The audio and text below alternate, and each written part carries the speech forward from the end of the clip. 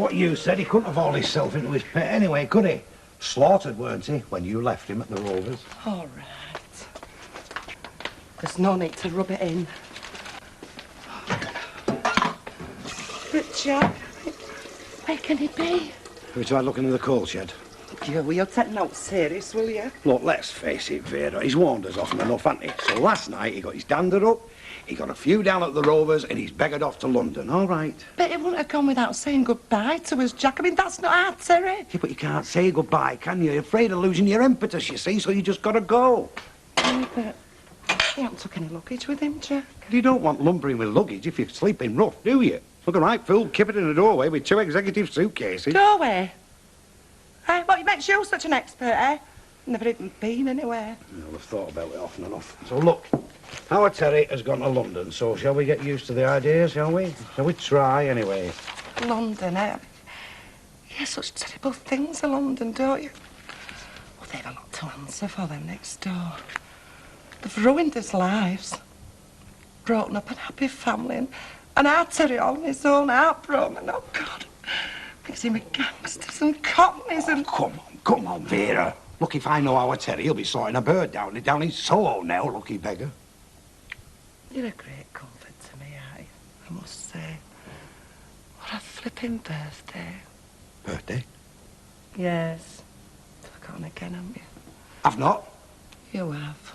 No. Where's my card, then, eh? Useless. Well, I was going to put all my eggs in one basket, you see, pull my resources for a slap-up do down at the Bombay Duck tonight. Happy birthday, kid. And remember what they say. It's always a crisis age, is 30. See you. Yeah. See ya. Shipped out at way, love. Very becoming frock you got on Phyllis. You look proper bonny in that. You've got me going, you have. Go then, go. Hey, don't upset me on my big day. Competing I am this afternoon. Weatherfield Park knockout. Aren't you coming to support me? Why, can't you stand up by yourself? Go on then. Well, if you won't come, will you kiss me once for good luck, eh? We keep saucing bottles here, so think on, lecturer. Answers you right on that, Sam, doesn't he, eh? Don't believe in concealing his feelings, does he? He sent me a Valentine card this year with a stamped addressed envelope in it.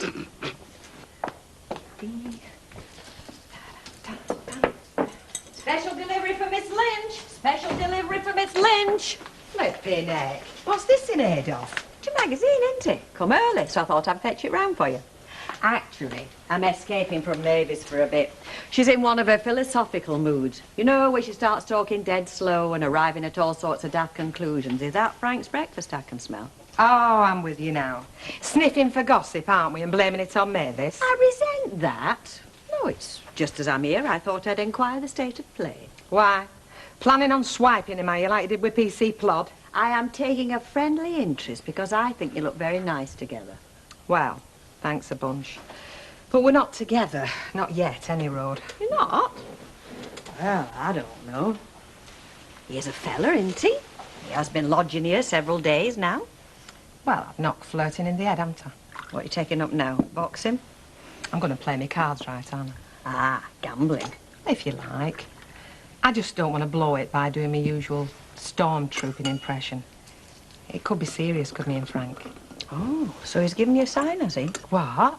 There's been more signs in here than flipping Spaghetti Junction. I'm not kidding. What's I bet? Passion, eh? I know.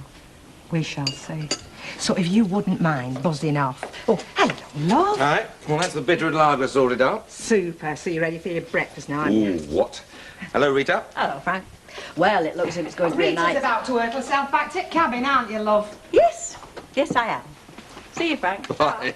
Now, I've not overfaced, have I? With the food or the dress? Oh, you've noticed. Noticed. Now, listen, I got something serious to say. Something serious to tell you. Oh, good Lord. Well, hang on a minute. Fire away, Frank. I had a call from a mate of mine last night. We used to work a bar together in Torquay. He had a windfall and bought himself a small hotel in Chester. Said he'd got a job for me if I wanted. Yeah, that's terrific, Frank. Yeah? Oh, it's smashing, really. I thought I'd better be up front about it. I thought I'd mosey down there tomorrow morning and check it out. Well, I mean, obviously I'd miss the company and playing house, but, We haven't really clicked, have we? clicked? I haven't even thought in terms of us clicking, Frank. Come off it, mate. I haven't. Hey, but look who I'm serving, Phyllis. Oh, Alf Roberts. Oh, look at that, I'm a bag of nerves. Off you go. There you go, Councillor Roberts. Don't often see you in here. Well, you will be doing it, if that's as good as it looks. Compliments to the chef. Oh, thank you very much. Don't think much at prices, though. I mean, you can get a full tin of beans for 38p, you know. Egg costs 6p. And what's a slice of bread?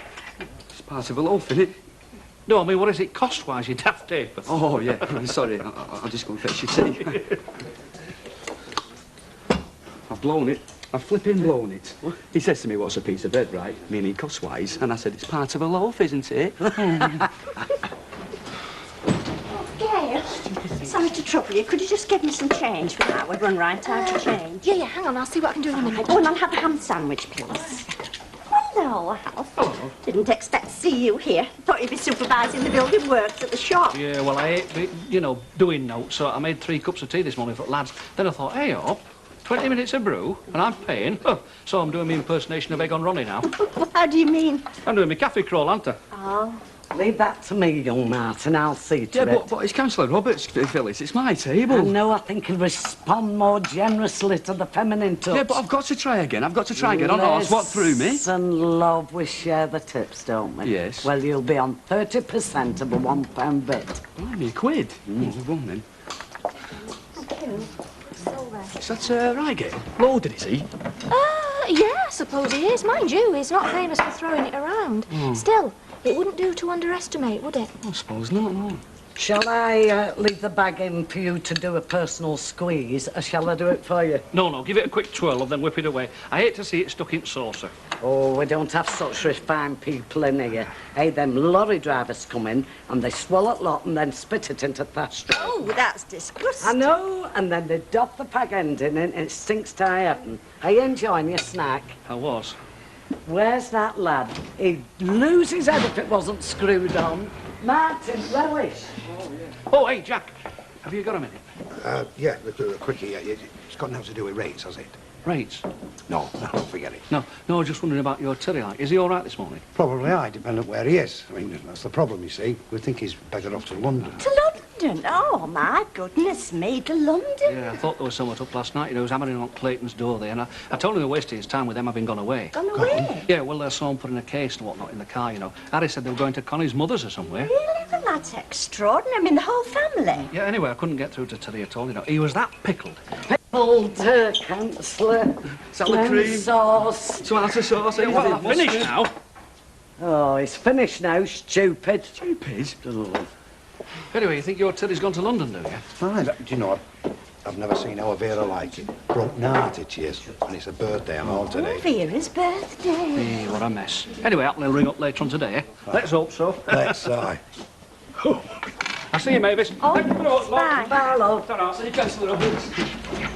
My giddy aunt. What is it? 10 measly p? 10 measly p, 5 measly p. 5? Anyway, Al said he saw him leaving with the suitcases yesterday afternoon. Well, why don't you tell me before this, then? I've been waiting for her coming in. I have. I can claw throat out. Give us a break, Vera. I've been up and down that flaming ladder all morning, haven't I? Anyway, Al said he tried to tell him when he saw him banging on their door, but he was too fuddled to reason. Well, that explains a lot, does that? He'll have imagined that they were ignoring him. He'll be desperate. He will. Desperate and kale-eyed. Well, how could have happened, Jack? I mean, do you think we ought to get on to police? Please? And, come on, let's leave it till tomorrow before we start panicking, eh? Are you up to shady? No. I just think we should keep a low profile, that's all. I'll see you in a minute. Oh, aye. You're not even going to buy me a birthday drink, Eskin Flint? No. I've just remembered something. See you in a tick. You know what you said this morning about this job opportunity, Chester? Yeah. Well, I mean, I'm still short-staffed here. You don't have to go if you don't want to.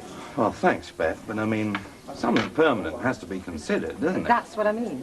It could be permanent if you wanted it to be. Well, even so. I mean, a backstreet alehouse and a 3-star hotel in Chester. I mean, it's not going to advance my career staying here, is it? There'd have to be an added incentive, wouldn't there? Like what? Well, let's call it a personal happiness ingredient, shall we? Oh. Do you serve ale in this pub or what? All right, keep your pants on, Percy. Well, I shall have to think about that one, shan't I? You see, what your generation fails to appreciate, young Kevin, is the pure pleasure of sport, the sharing of the game, the generosity of spirit. Half a pint in a light bottle, is it, Percy? It's Kevin's shout. Hey, but I got a lot. Same again, please, mate. Now, let's see, where was I? Oh, yes, the generosity of spirit. To compete, not to win, but for the sheer exhilaration of competing, like me in this here bowls knockout. Of course, if you do win, it makes it all the better. Bowls, you know, big wooden marbles. I was excited as snap. But that's what I'm saying, though. It's not the game, it's the spirit. That's what my Stan used to say. Oh, let's not stretch the analogy too far. What was his game? Tiddlywinks? All in wrestling.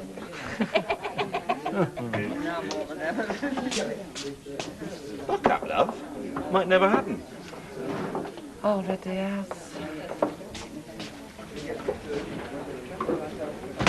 Hey, Mum. Oh, Terry, love you back on. Keep it down, keep it down. Just give us the keys and let us get home, will you? I'm feeling dog rough.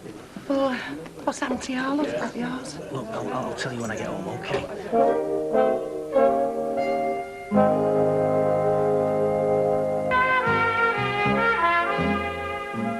Well, I didn't know they'd gone away, did I? So when they wouldn't come to the door, I thought they can't even be bothered to come and yell at me.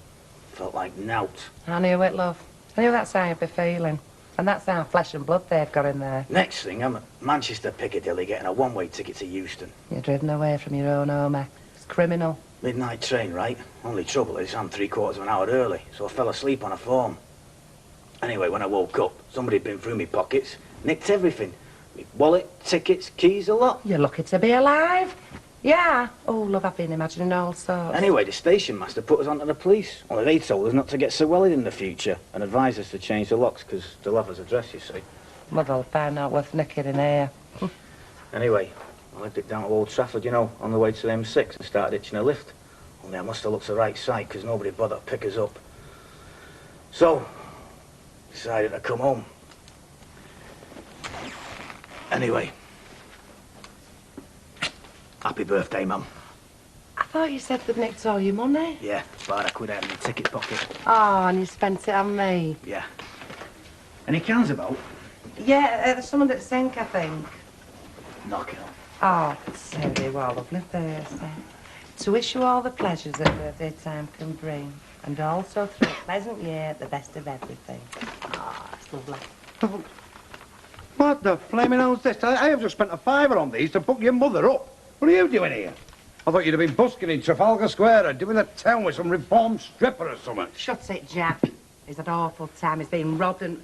Well, anyway, he's changed his mind about London, haven't you, love? Yeah, haven't you? No, Mum, I never said that, did I? Yeah, but it's an omen, isn't it? You've got to stay now. Well, how can I, though? Well, you can stay tonight, at least. And anyway, your dad's treating us to a curry. What about the chocolates? You're not trying to worm out of it, are you? Two of you? Yes, well, it's about time you put a bit of effort into your family for once. No, I don't like to sound complaining, but, well, I do think hammering at 6 in the morning's a bit diabolical, really. Yeah, I know, Hilda, but you see, these shop fitters, they win your custom by saying they'll get the job done quick, so they've got to get the hours in, haven't they? Yeah, but what about our hours of sleep, eh? We're not getting them in, are we? Poor old Al. Rich, middle-aged, Alf, if you don't mind. What are you having? Oh, vodka and tonic, thank you. Mavis tells me that you're at a loose end and having to put up with pies from here for your dinner. Well, that's not going to do you much good, is it? No, it's not. You want a good, proper square meal inside you. Especially in times of inadequate sleep. You'll be going into a decline.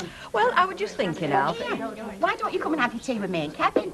Oh, well, I don't want to put you to any inconvenience, you know, Hilda. Anyway, Oh, it'll be no trouble to me. No, me. I can easily put another dab of fat in the pan. Well, I'd be pleased to have somebody to cook for, see if my skills haven't completely deserted me. Oh, if you don't mind, Rita. Right. Oh, I see. My hospitality's not good enough for you. Give up gooseberry and Hilda.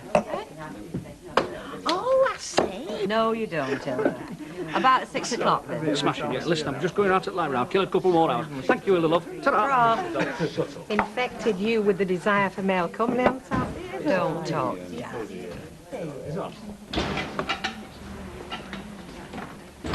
Victory, Phyllis. I'm through, and all because of you, my little mascot. Oh, it's you again, is it? Coach at South Lancashire League who were and all, my opponent, had to give me 5 stars, but he never got off the mark. 21 notes. Second round, here we come, eh? We? Now, come on, Phyllis. What's wrong with you, seriously? Don't you want a fella? Want on, up and up? I mean, what's wrong with me, eh? We could have a right good laugh together, me and you. How do you know I'm not having one already? How do you mean? You're not the only bowler on the green, you know. I'm not. Oh, well. I've made a fool of myself, haven't I? You might have said, Phyllis. You never asked me, did you? No.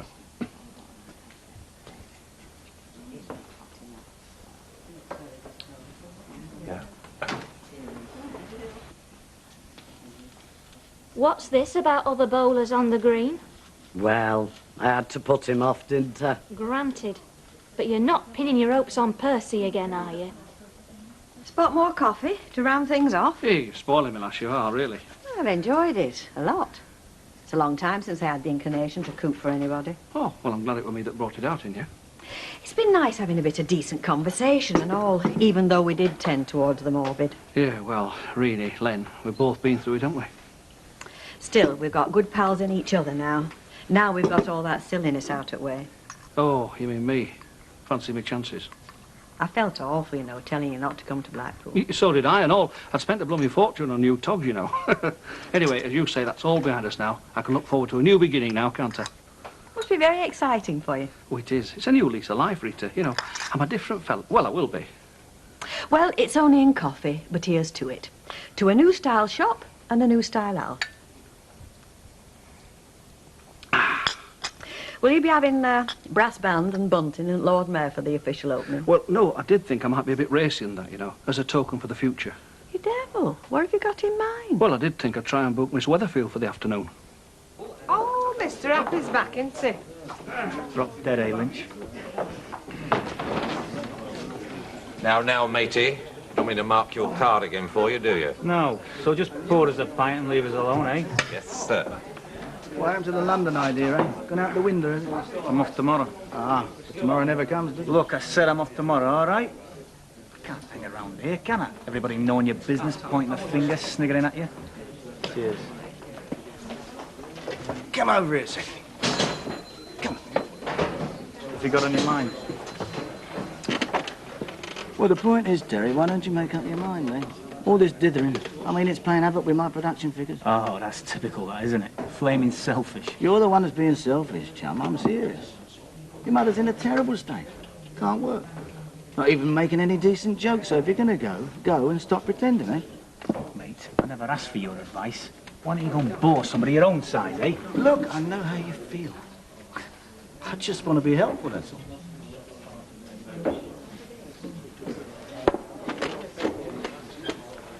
Rule 1. If someone doesn't want to know you, you forget them. Okay? Andrea.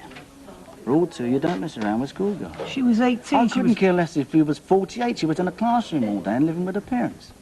And another thing is going to London. If you're going to go, get the first train out you can. Because whether you live next door to Andrea or 1,000,000 miles away, what happened between you and her, you've got to live with for the rest of your life. Believe you me, I know. Yeah. Thanks.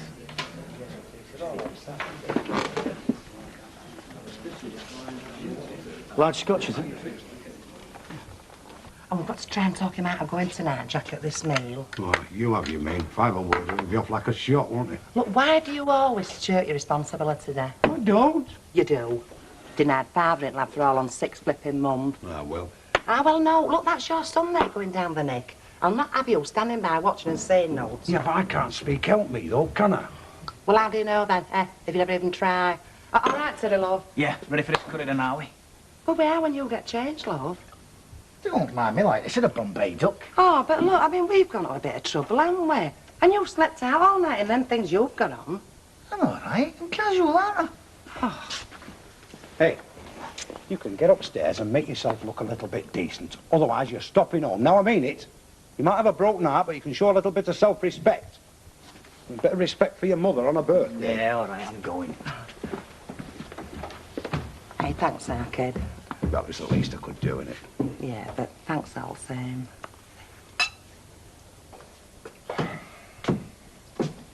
Exhausting day, eh? Yeah, but fun, eh? We work well together, don't we? I wonder. I think I'll go straight up. I'll have an early start tomorrow if I have to get to Chester and back before the lunchtime rush. Yeah. Night, Frank. Night. Oh, Frank.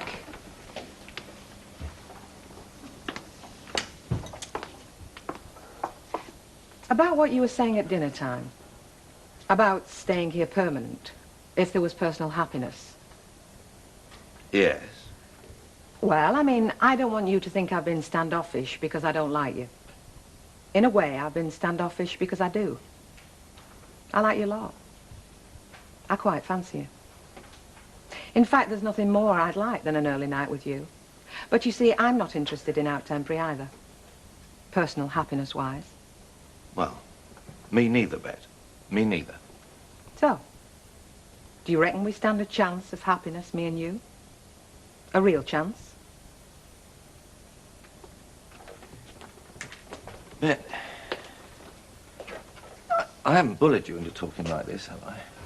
I mean, you're not just saying all this because I might be going off tomorrow. No. But obviously I wouldn't want you to just melt away. So if you're going to Chester...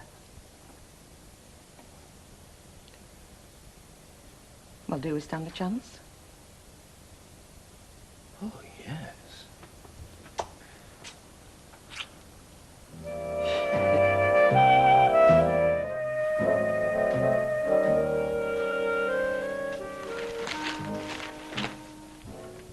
Ah, heck. He's made breakfast and all. Of course.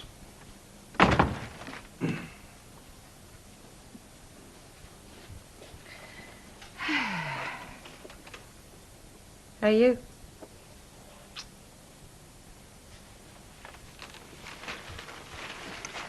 Never heard you get up. Didn't you? Still, you'll have had plenty of practice, won't you, stealing from a girl's bed at dawn? Do it all the time. I don't want to know. Well, don't ask then.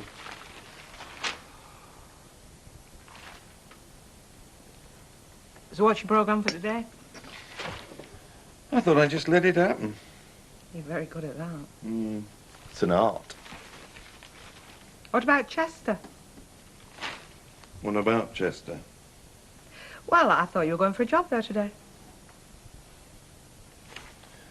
I don't think I'll bother. What do you think? It's up to you. I've gone right off, Chester.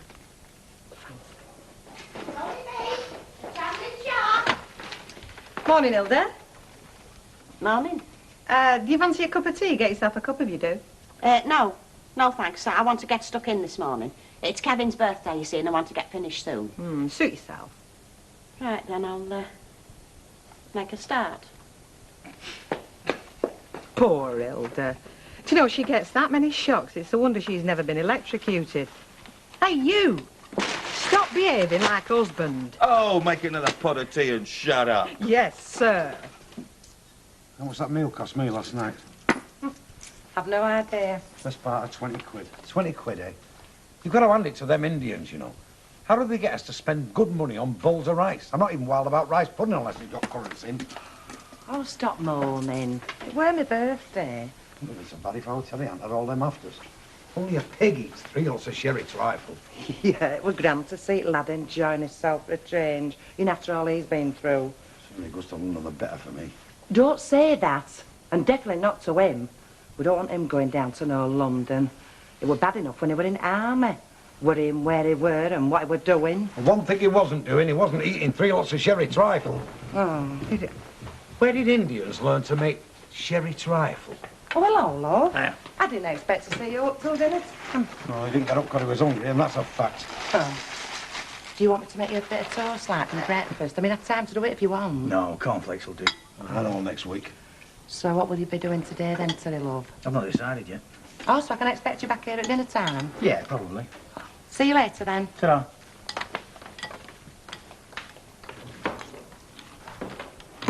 Great night last night, wasn't it? Yeah, it was. Cost us a bomb. Must have. That's a bit skint. Still, it's all in a good cause, though, wasn't it? My mum's birthday.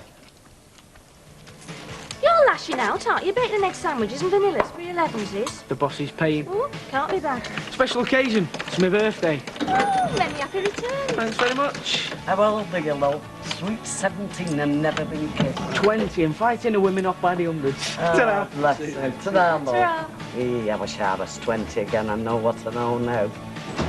I'd be running wild in a tight red dress. Phyllis Pearson, you a chapel goer. Hey, that might be why you're not getting anywhere with Mr. Sugden. Your image isn't sexy enough. I think sex is something to put coal in. Still, I know his weakness now.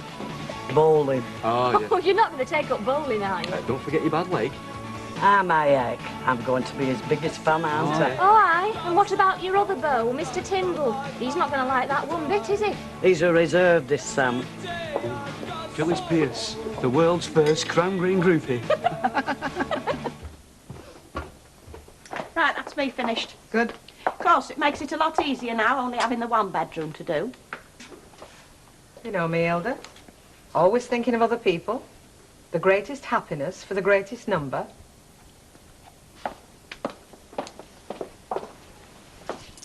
Hello, Michael. How's my favourite fat cat? Short of cream. You want to go in for the simple pleasures, don't you, Frank? Oh. Like that, is it? Like what? Right, I'm off. See you, Chuck. Oh, hello. You started celebrating early, aren't you? What a good excuse, Anna. Yeah, I suppose so. Don't overdo it, though. And don't be late for your tea neither, because I've got you a nice bit of fresh salmon. Oh, great. Oh, thanks for the present again. Oh, go on with you. Ta. There you know. So go on. Like what? Thought you were losing your touch. That'll be the day. Really like that. Do you want a refill or what? Quite better, please, Bet. Right, love. Still here, then? Not gone to the big city? I'm going, don't fret. OK, so you going? I've had it up to here with this place. Yeah, so you keep saying. Look, I couldn't go yesterday, could I? It was my mum's birthday. Hey, it's mine today.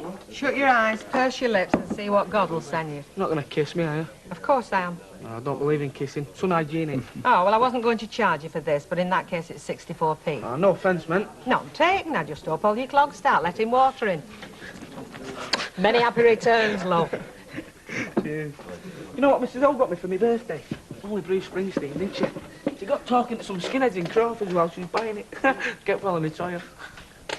You like it round here, don't you? Yeah, it's okay. Can't think of anywhere better. Not in this country, anyway. Anywhere's better than round here. I've been a few places, you know. When I was in the army. Have you? Really, no. Oh, wet a Tenby once with Cubs. Yeah, you don't know what you're talking about then, do you? If you want my opinion, you're going for the wrong reasons. I'm browned off. Yeah, not round here, you're not. Not really. You're going because of Andrea. Rubbish. She's last month's flavour. You're not settled down going in the mood you're in. You've got no chance. So what am I supposed to do? Just hang around here and wait for something to happen? Something will turn up. It did for me. I mean, I was out of the job till Brian took me on. It was like a miracle. Miracles don't happen. Especially not to me. Oh, feeling sorry for yourself. Well, you feel even worse in London on your own. At least you've got mates round here. Yeah, and she's still round here. Yeah, but she's not living on your front doorstep anymore. Yeah, but I could find out where she is living. I suppose so. Would there be any point? I like to think there might be. Be harder doing that 200 miles away. How's the shop conversion going, Councillor? Oh, very well. Touch wood. These lads seem to know what they're doing anyway, the ones that are doing it. Well, that's a change for this country. Well, I do have one reservation about you going self-service. Do you? Yes, you're going to lose that personal touch, aren't you? Well, I'll still be in there, won't I? And Deirdre. Ah, but only take the money. It's a modern way, I agree, but it's a retrograde step to my way of thinking. I mean, I like to be made a fuss of when I go into a shop. I don't mind so much being fleeced. Fleeced? You've never been fleeced in my shop, and you never will be. I'm not talking about your shop in particular. I'm talking generally. Yeah, well, it sounded to me as if you were. Didn't it you, Mike? Yeah, I think as a matter of fact, it did, yeah. I think you're being touchy. You want to watch that mouth of yours, you know. You want to be careful what you say. Are you threatening me, Councillor? Yes, I am. Hey, what's going on here? I'm not having old fellas fighting. Yes, Mr. Tyndall, can I help you? Bacon sandwich and a cup of tea. OK, all right. Is Mrs. Pearce not in today? Oh, no, she just popped out for a minute. She'll be back soon, though. All right. Oh. He wants to know where Mrs. Pearce is. He is keen, isn't he? Well, you know what it is, don't you? It's all that fresh air he gets bowling. Oh, one bacon sandwich. Do you think we should be giving him red meat? Oh, yeah, of course. Not a bad day. No. It's been a poor summer, though. Give us another month, we'll all be back in long vests again. No, it's been a poor summer for bowling. Well, you bowl, do you? I do. Do you? No, golf's my game. Golf, eh? Scratch player. You must be good. Natural athlete, you see. Phyllis? Oh, it's you again, Bayek. You must like our grub. It's not bad. I've had better, though. Not in this town, you haven't. No, I was just wondering, what time do you finish here? Why? Well, do you fancy coming to watch me bowl this afternoon, eh? Bayek, you think you're a right dab-on, don't you, on that bowling green? You'll be selling tickets next. Well, there's not many much better than me. I might as well have got a buy-through to second round at Park Trophy. I'm playing a right down to a fella called, Sugden. Percy Sugden? Well, P. Sugden. Do you know him? Not really. How do you know his first name, then? Mind your own business. Well, anyway, he's not much good at bowls by what I hear. Can you get off this afternoon? No. With the ladies' union coming in later. I wish you'd stop doing your courting in working hours, Phyllis. Yeah, it's very embarrassing to an innocent lad like me. You wouldn't deny a girl a bit of an Indian summer, would you? Couldn't help overhearing what you were saying about Percy Sugden, like. Oh. Do you know him? Very well, aye. And so does Phyllis. You know what I mean? If he smoked a pipe, she'd be lighting it. Man, once he sees him, I'll never know. Right little twit he is. Percy Sugden, eh? Oh, you'll know him. Was in Rover's Return a lot.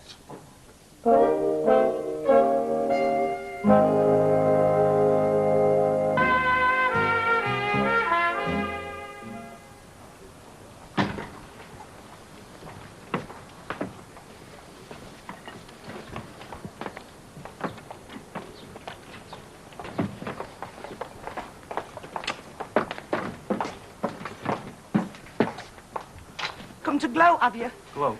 I'm surprised your mother isn't with you. It's all your doing, this, you know, you and her. What's it got to do with me, Mum?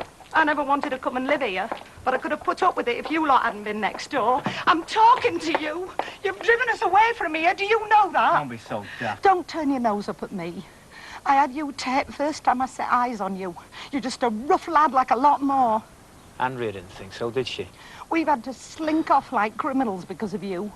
Do you know what that's like? Do you? And we're not criminals. We're a decent, hard-working family. It's you lot who are trouble, and we've been tarred with same brush. It's true, every word of it. We'd have been all right but for them. Go away to the house, Ella. She's not herself, Terry. What can you expect?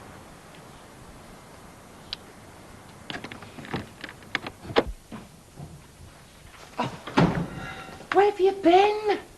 I thought you said you were coming in for your dinner. I'm here, aren't I? Well, do you want out to eat? I'm not hungry. I suppose you've seen furniture van next door. Couldn't miss it, could I? Yeah, well, good riddance to bad rubbish, that's what I say. They hate us. I'm not wild about them. Andrea couldn't have hated us when... Well, you've got to forget about Andrea, love. All you can do is keep longing for him. Well, he'll just track you down. It will. And Mother called me rough. She did what? Is she still there? Calm down, Mum. She was upset. She didn't know what she was saying. Don't care what she were. Look, cool it. They're going and that's the end of it. What about Andrea? There's no point. Finally realised that. Can't fight hate. And what about you, love? What are you gonna do? Make a fresh start. Where? I don't know. I might as well try up here at Might be easier than in London. I'm sure it would, love. Anyway, I'll have to get back to work. See you at tea time. Now, you will be all right. I'm fine.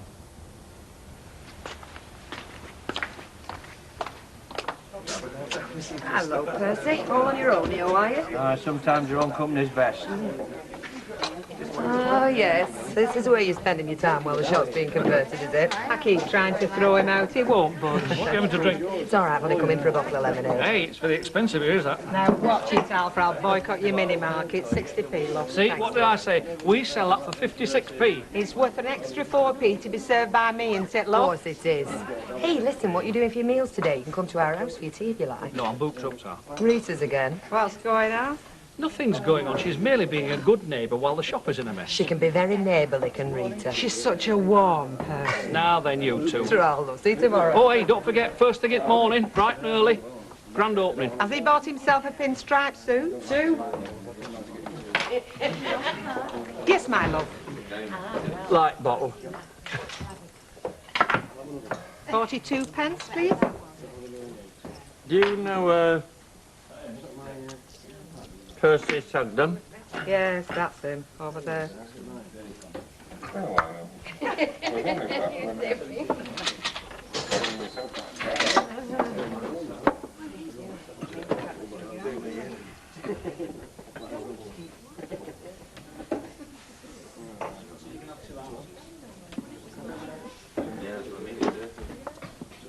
Do you want something? Percy Sugden. Yeah? Sam Tyndall. Sam Tyndall? Oh, yes, Tyndall. I'm playing you next round at Park's Trophy. Pleased to meet you. I wish I could say same, pal. You what? You know Mrs. Pierce, don't you? Yes. Well, I'd like to put you straight about her. Straight? She's spoken for, pal. Oh, I'm very pleased to hear it. Well, that's not what I've heard. I've heard that you keep bothering her. Me? You. And I'm warning you, keep away from her. What are you talking about? Are you some sort of nutter? I am just saying, keep away from Mrs. Pierce. I've never been anywhere near her. Well, that's not what I've heard. I don't care what you flipping heard, pal. Percy, are you at it again? Well, you know what I think, don't you? I think us three should buy this cafe.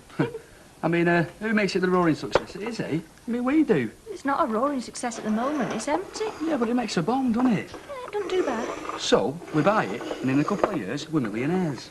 Have you any money? No, I haven't. But, I bet Phyllis has got a few quid stashed away in the Building Society, haven't you? Why do you think I'm looking for a husband? If I had plenty of money, I wouldn't be bothering, would I? I'd be living in Torquay with a blue rinse and a food. Oh, is that your idea of paradise, I'll say. You know, I've always wanted to live in Torquay and walk along the prom on a warm night in my figure. In your figure? Just a dress. Oh, yeah. The older she gets, the more shameless she gets. You can afford to at my age, can't you? Oh, hello, Percy. Come and join us. I've just been accosted by a madman. Oh, you do meet some funny folk these days. A chap calling himself Tyndall, Sam Tyndall. Oh, you're playing him at bowling match, aren't you? You'll beat him, love. What have you been saying to him about you and me? I've said nothing about you and me. I've nothing to say. But that's not what he thinks. He's been raving at me to keep away from you, raving at me at Rovers in public. Highly embarrassing it was, like something out of the news of the world. Oh, I'd love to be at News at World. Well, I wouldn't, and I'd be obliged if you stopped saying that you and me are, especially to a raving lunatic. Oh, Percy, look, why don't you sit down? Yeah, sit down here. I'll fetch you a cup of tea. I'll go and get you a cup. I've had a very funny day. I'll loosen your tie if you feel a bit faint. Get off. It must have been a terrifying experience. He's got a right temper, that's that Sam Here you go, Tyndall. Percy. Mr. Tyndall reckons he's hot stuff at bowls. Oh, Percy will murder him. Mr. Tyndall might not be as hot at bowling as he reckons. How do you mean? Well, you know, well, acting like he did might just be a ploy to intimidate Mr. Sugden, to psych him out before the contest. You know, like boxers do to one another. I'd prefer him to be madly jealous of Percy. Through the first fellow, it's still Scarab in the orange jacket, tracked by Diggers Rest. sporting sovereign in the white colours, followed by Lead on Time, the favourite. Oh, you're here? Three from the left of the picture. I was wondering where you got to. You haven't been busy, have you? No, it's been dead quiet this last half. I'm whacked, though. Still haven't cleared up yet. Oh, I do miss Betty. It's doing the grub what takes it out of you.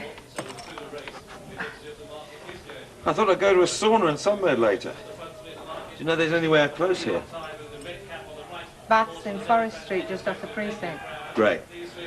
Don't mind, do you? Huh? Good girl. It's Lead on Time who dominates and goes for home. Lead on Time from Mr. Wonderful in second. I hope you don't think you're going to be drinking that, because it's high tea you've come for, not a party. Well, it's only a dessert wine, eh? I thought we could sup it later. Smooth talker. How are they getting on at shop? Will they be ready for tomorrow? Well, I reckon so, aye. Anyway, they're still in there. Well, you must be very excited. I'm very nervous, I know that. What have you got to be nervous about? Well, supposing it'll take off. I mean, you know what they're like round here. They might vote Labour, but they're very conservative. Of course it'll take off. Your turnover will shoot up, because it'll be more convenient. Anyway, Percy reckons we'll lose the personal touch. Percy, now what does he know about price of lentils? It'll be a huge success, it'll make your fortune for you, and after you're dead, they'll put a statue up to you in Park. Like they do with big shots. Yeah, next to that one of Alderman Rafferty. Yeah. Do you know, he made his brass from selling bad meat. Oh, well, sit yourself down. Well, you've got chicken and salad and Tim pears and cream for afterwards. That all right? Yeah, you're spoiling me, lass. I just go and brew tea. Well, Two sherries, ladies. Thank you very much. Thank you. Pleasure. Thanks very much. So when are you going back to Blackpool again? Oh, I don't know. Afraid I've had my holidays for this year now. Well, when you go again, I'll carry your bags for you. Flirting with the new barman, I see. Emily, I do know him. He worked in the cocktail bar, that hotel we stayed at in Blackpool. Cocktail bars? Barman, Blackpool? We do lead a giddy life, don't we? You taking the mickey? Yes, that'll do. Ladies? Oh, thanks. He's good looking, isn't he? In a very manly sort of way. And charming, too. A bit too charming, do you think? Well, he does have a sort of light bulb smile. A what? Yeah, it switches it on and off. Well, I suppose that's part of the trade. I suppose so. Cheers.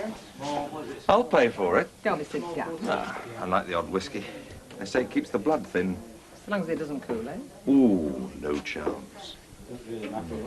Did you see that? I did. No argument. I'm paying.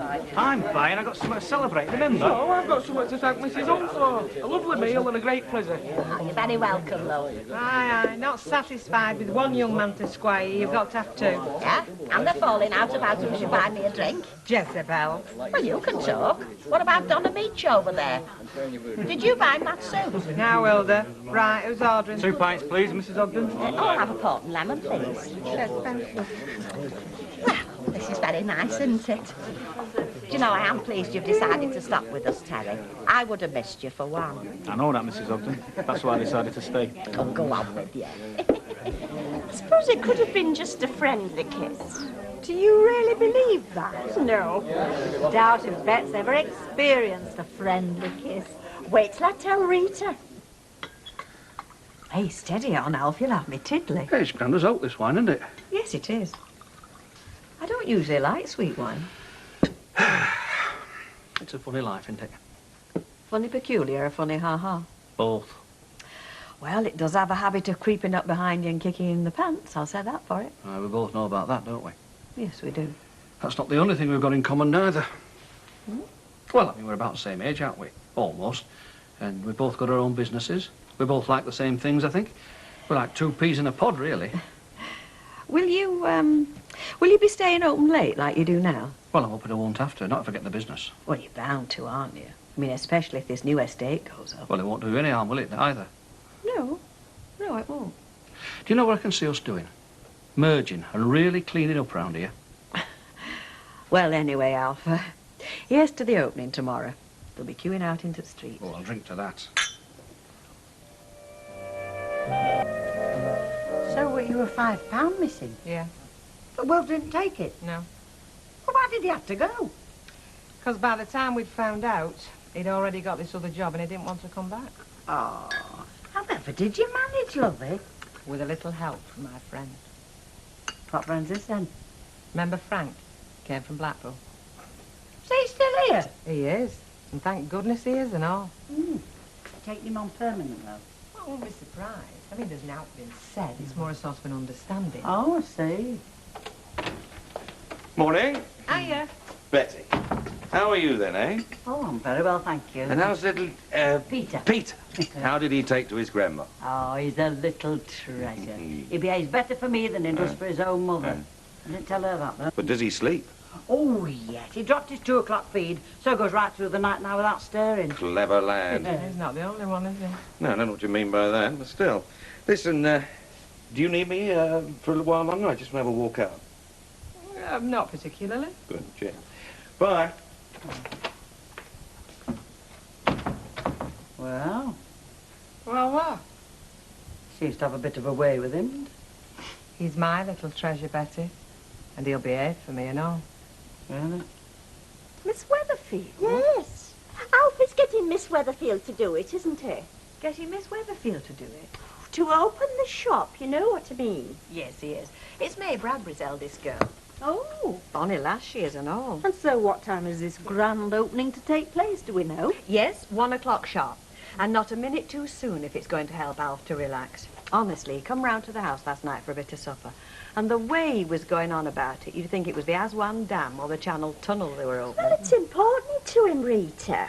It's very important to him, that's what I'm saying. It's £1.80, please. Oh, and a dozen cheap barrows, please. Well, I suppose I'd better be there then. It's not often we have such excitement. Well, I wouldn't bank on much. I think it'll be a few words from Miss Weatherfield and a glass of wine for them that wants it. But whether life will ever be the same again remains to be seen. Well, I hope it's a success for him. I think he deserves it. So do I. I think he needs it. Oh, lad, jammed again. Let's have a look. We're not open yet. Oh, blimey. Can they not ring? Come on, you article. It's Jack. Does he want his windows Do doing? you want your windows doing? Oh, I bet have windows done, Right, this is a bit swish, isn't it, eh? That'll eat your heart out. Yes, there you are. I think that's all right now. Oh, I tell you what I haven't done. I haven't borrowed them glasses from Rovers. I'll go now, shall I? Yeah, you better. Look, be sharp with what you're doing. Hey, what are you doing then? Buying a new pair of specs to go to the new shop? Yeah, look, we're very busy, Jack, so if you don't mind... No, you carry on. Don't you let me bother you. By the heck, it's marvellous, isn't it, what these shop fitters can do, eh? You get a job done in your own home and it takes them weeks, these lads. Boom, like grease lightning. Still, I suppose, faster they go, the more money they make. That's what keeps them going. Yeah, why don't you get going then? The faster you work, the faster you'll make money. Ah, well, I'm not as greedy as what they are. Always wanted to go with one of these. What do you think you're doing? One move and your price cut. For crying out loud, look, I've got 2 hours to get this place ship-shape. Are you trying to hold me up or I'm what? only joking, Al. I've no time for jokes, not this morning. Look, will you get outside, please? Okay, and get them windows done. Okay, Al. Oh, I think he's more uptight about it than he's letting on, you know, worrying in case everything don't go off all right. Bless him. Ta, Betty. Are you sure these are going to be enough? I'm sure. I mean, you know, Alf, the wine's not exactly going to be flowing like water, is it? No. Wish him good luck from me, though. I will. Ta-ra, love. Ta-ra, lovey. Can I say something? Of course you can, Betty. Only carrying those glasses through just now made me wonder. Wonder what, love? Wonder why I was the one doing the carrying. Where's my laddo got to? Frank? Yes, Frank. He's supposed to have popped out for 10 minutes, but he doesn't seem to have popped back in again, does he? Look, that cellar needs sorting out. Now, Betty, does this pub look as though it were well run while you were away, or does it not? Same as usual. Right. So worry not about Frankie. He knows what he's got to do, and he has his own way of doing it. Something going on between you two, isn't there? Yes, there is, yeah. Yeah, I thought so. Oh, well, I suppose you're both old enough. Just as long as I don't end up by being piggy in the middle, that's all. Yes, love. Right. There's a nice cup of tea. Thank you. I'll join you for a minute. I don't like seeing you sat on your own. Well, it's one thing I'm used to my own company, and oft times I prefer it. Hey, something doesn't stop you coming in then. I still think we live in a country where an Englishman can walk where he chooses. Hey, he's always fancied me. Even when his wife was alive, he used to make a beeline for me at quart dances. Mrs. Pierce, I haven't got the slightest interest in your relationship with this individual. I came in here for some light refreshments and to prove I won't bend before threats. And I did order a toasted tea cake. I'll see where it is. I don't think it'll end with a fight on that bowls match tomorrow night. Certainly not. It's a game of sport for gentlemen. Ah, you'd scrag him if it did. Here, Martin. Cheers. Well, better go and do a bit, I suppose. All right for some. That's 2 and 3 makes 5. Lovely. Thank you, darling. Bye. Weatherfield 7217, yes. You're speaking to him, love. Oh, no. I wiped my feet. You come in then. Yeah, well, I'm very sorry to hear that, love, but could you not just go... No, listen, is there anybody else you could send? It really is something, isn't it? Well, I've got Somebody's been everything hard ready. at it. Oh, say that again. Think you might let you out for half an hour? If we ask him nicely. Right, do that. Just my blooming luck, innit? Blooming marvellous. What? Miss wrong now? Weatherfield. Well, Miss Weatherfield's mother, actually. She's just run through to say her daughter's got flu and she can't make it. Innit? Blooming marvellous. Oh, no. I mean, we've done all this and she goes and gets flu. At least that's what her mother says. We don't even know that's true, do we? I mean, she could have just changed her mind or got a better offer or something. But she's definitely not coming. No. Oh, wow. I am sorry. Is there nobody else? Well, who at this time? Oh, no. Anyway, what's it blooming matter? It's only a shop when all's said and done. It serves me right for trying to make a song and dance about it. Now, don't say that. Well, I'd look less of a fool, wouldn't I? Well, you won't look a fool, Alf. Just tell people what's happened. Oh, yeah, that to do as well, haven't I? Actually, you can do that for me if you do. Are you going to Rovers? Yeah. Look, why don't you come to the Rovers with us? Have a drink. We can celebrate the opening there. No, I'll stop it. I've got all the drink I need if I want it, haven't I? No, if you'll just tell them and... Well, it'll save me facing them. Hey, did we not get some mixers up? I can't find a ginger ale to save me life. Oh, yeah, you said we were short. I did. Frank, be a love, get me a crate of mixers up front cellar, will you? We've just run out. I think we can manage that. They're on the way, Betty. Should have been on the way about 10 o'clock this morning. Thank you, darling. How much it cost you then, this breakdown truck you bought? Enough? Yeah, I know, but how much is enough? Enough? Look, I don't ask you about your business, do I? 1,000? 2,000? Well, I've never bought a breakdown truck. I've got no idea how much it costs. Well, I'd say 2,200. Am I right? Miles out. No. Well, how much it was, doesn't matter. Do you think it'd be worth it? Well, I must think so. Otherwise I wouldn't have bought it, would I? Yeah, but you're investing in your own labour, aren't you? Yeah, and as far as I'm concerned, that's the best thing I could be doing. Oh, but that's where you're wrong. You want to do what I do. Don't invest in your own labour. You invest in other people's, right? Oh. Well, I think it's rotten when them that should be neighbours start behaving like that. They're finding fault with everything our Brian and Gail's doing, you know. And it's only because they're a young couple. If they were our age, they wouldn't say Dicky Bird. I dare say it'll sort itself out. We've been out to sort out if they'd pet the store out to be friendly instead of other way round. Well, what have they done exactly? I mean, I know they don't like Brian parking his truck outside the house. Right, now they're making comments on state at garden. Does Brian want to borrow his lawnmower and stuff like that? Well, sounds helpful to me. Not the way it's said. Oh, and the latest thing is they don't like having to give Nicky his ball back when he goes over the fence into their garden, and they don't like him going round there and fetching it either. I'd like to give him a piece of my mind, I would, honestly, George. Oh, Brian. Mum. Oh, George. Listen, there's no so sat with them neighbours of yours, love, is there? Well, not that I've noticed, but then I'm not paying them all that much attention. I'm having to hold her back. She'll be round there biting her legs. Not worth worrying about. See you later, then. See you. Well, that's a typical fella's attitude, isn't it? I bet Gail's not finding them that easy to ignore. All set for the big moment, then? Have you got the bunting out and the mounted police standing by? There isn't going to be any big moment. How do you mean? Miss Weatherfield's poorly. Oh, no. Yeah, she's not coming. Oh, that's a bit of a blow. I was going to look early dinner special, I know. Oh, well, you're wasting your time then. What's he going to do? Open it up himself? He hasn't got much choice. Oh, I do feel sorry for him. It's as if the whole operation's getting off to a bad start. Well, it is in a way, isn't it? Anyway, I asked us to spread the word, so if you know anyone is thinking of going, you might tell them not to bother. Hang on a minute. What was this Miss Weatherfield going to do? Just say a few words and open the door sort of thing? Well, that's the general idea, yeah. Well, we don't see Alf let down, do we? Of course we don't. And he wanted Miss Weatherfield to open it for him. Well, OK. There's more than one Miss Weatherfield, isn't there?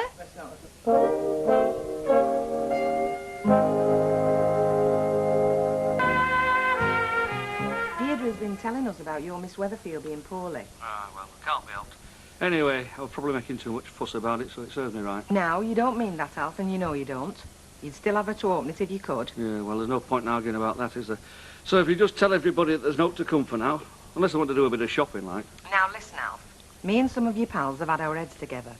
Now, you just say that you agree to what we've come up with, and I'll tell you what it is. Well, how can I agree till I know what it is? Have faith, Alf. Just say, I agree. Ah, go on then. No matter how daft an idea is, I can't be any worse off than I am now.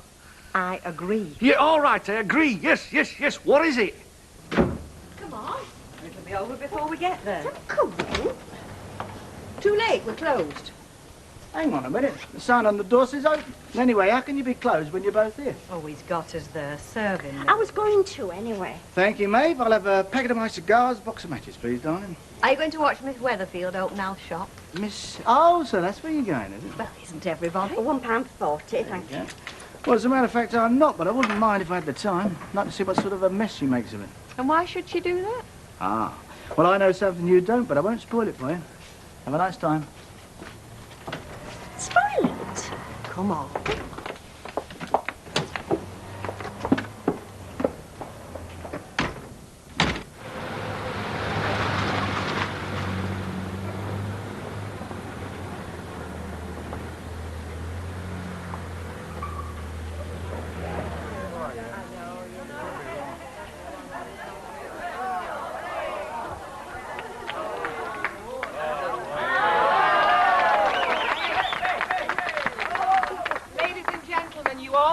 Now, I'm not normally one to push myself forward. It's Bet. But as Miss Weatherfield 1985 couldn't come, by public demand, you've got me instead as Miss Weatherfield 1950... Well, I forget the year exactly, and I don't want reminding either you rotten lot. Anyway, you all know Alf. He's a councillor, a grocer, and a grand chap. He was even a good landlord as far as I were concerned, and there's not many of them about. And there's many a time I've come into this corner shop, not just for a packet of tea and a pound of sugar, but for a friendly chat and a word of advice. And I'm not the only one, am I, either? Now, I'm sure that's not going to change, but a lot of other things have. How many of you lot have been to Taj Mahal? No? Me neither. But I once had a calendar with a picture of it on it. And believe me, what I am opening here is the Taj Mahal of corner shops. Anyway, I know it's breaking his heart to keep these doors closed while you lot are standing there with money in your pockets. So all I've really got to say is, good luck from all your mates, South me old cock. God bless you. God bless your shop. And God bless all of you who go buying stuff in it. What? Do I have to cut your hair now? No, cut this. All right. Whee!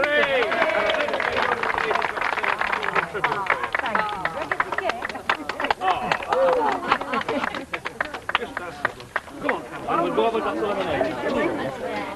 Right, we're open. Where's the wine, Al? I fancy Bet doing that. You're jealous because they didn't ask you? Oh, can you imagine? Not really, no. When are we going in? No, it looks a bit of a crush to me. I'll leave it till later. Thanks, love. Well, were it something I said? It was everything you said. I don't mind telling you, I was as sick as a parrot when I thought it weren't going to happen this, but you've done me proud, you have that. You'll ask me back then, will you? Yeah, definitely will I, and you won't be second choice next time neither. Will she? Now, I've been buying these readily. They've been 32p. They've been 32p for years. Now look. 34. Exactly, so we know we pay for this little lot, don't we? If we like to do you and me with 2p on this, 2p on that, that's who we're doing the paying. Alf? Yes? I have searched high and low. Oh, blimey, don't tell me the system's failing already. Have a drink, Ivy. I don't want a drink, I want a packet of sultanas and I can't find them anywhere. I don't want any sultanas, I'll just have a I'll drink. show you. You Right, well, I'd better be off. Oh, right. See you later. Yes, fine. Congratulations, Alf. I hope it'll be everything you want. Oh, thanks, Ken. Just make sure it's in your newspaper, Ken. I already have. Ta-ra. Well, all you've got to worry about now, Alfie, is all them women after catching you and sharing your little empire. Yeah, I'm just worrying in case I don't manage it. No, you know what's wrong with it all, though, don't you? There's nobody to share it all with. What else, lot? Your friends and neighbours. That's who you'll be sharing it with. Oh, aye, of course I will, yeah. I will, aye. Won't I? Has that thirsty Sugden been in again, did you notice? Oh, I couldn't say for sure. We've been that busy. Oh, ask her if she's got a minute, will you? Tell her Sam wants a word. Yeah. You know the gentleman friend wants a word with you, Phyllis. It'll be more than a word he wants. He was never satisfied with words, wasn't that I one? can believe it. I have to stop all this courting during working hours, you know.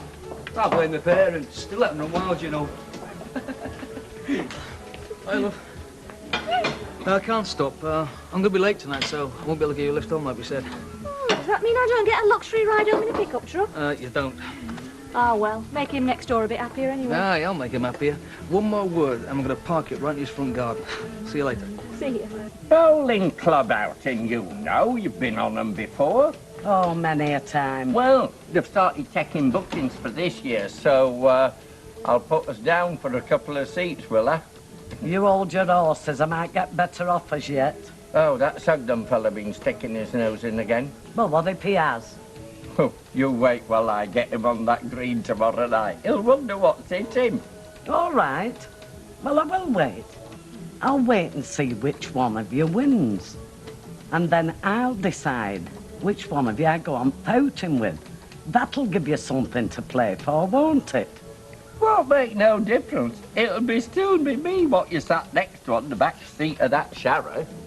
Well, you'll have to win me first. Not a bad job for bloke, that. Yeah, I know, it's supposed to be for bona fide customers and all. That's people who come in and buy stuff. But I am going to buy some. Our Vera sent me to get something for his tea. All right. I'll tell you what, I'll do it now. Don't move me glass, though. Hello. Sorry. Oh, hello, mate. Hello. What's that? Aren't you posh? Sunday best to come in here, love. Is Rita not with you then? No, but she said to tell you she'd be coming in later. Oh, right, fine. Anyway, you'll have a drink with me, won't you? Yeah, just a little one. Thank you. What do you think of it then, eh? Big improvement, isn't it? You know, I've only done one thing wrong. What's that? Well, I should have done this long ago. Oh. There you go.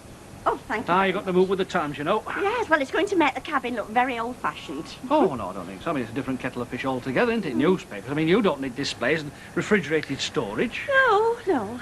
Anyway, did she say when she'd be in exactly? Oh, pardon? Rita, did she say? Oh, no, not exactly. Just sometime later. Oh, yeah, well, when she's got a minute, yeah. Well, look, tell her to ring the bell if the door's closed, will you? Because I want her to see it. And will you tell her that for me? Yes. I want her to see it. Yes, I will. Right, but can I have a drop of vino now, boss?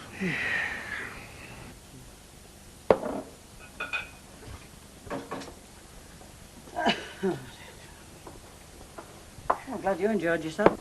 Well, you don't sound it. Do I not? Oh, I don't know how that should be. Come on, Betty, what's up? What's up? What is up is that I have spent all dinner time trying to do the job of 3 people. Now, I know you were off in a good cause, lovey, and I am not complaining about that. It's Frank.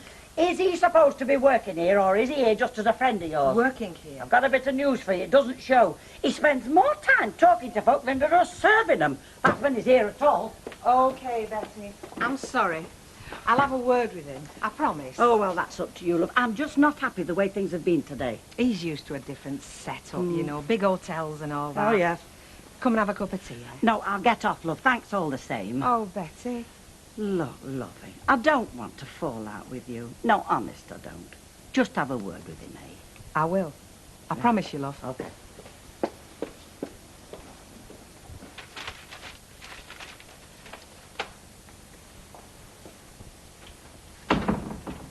Betty not joining us? No, she had to get to the shops. Oh, it's not that she's trying to avoid me then. No, of course she isn't. Must be getting paranoid at my old age. You see, the thing about Betty, Frank, is that she's worked here for a long time. She's set in her ways. And she tends to be a bit edgy for a day or two when she finds somebody new behind that bar. Ah. You just have to humour her a bit. Like you're humouring me now. She's been complaining, hasn't she? Been telling you I'm idle and lazy and on the make. And you should chuck me out on the street where I belong. Do you know, you're right. Oh, you mean she did say that? No, but you are getting paranoid. Now listen, Betty's an old pal of mine. So please, humour, for my sake. All right. For your sake. Anything. Thanks. But she has gone now, has she? Yes. And the doors are locked and bolted. Yes. So what are you doing for the rest of the afternoon?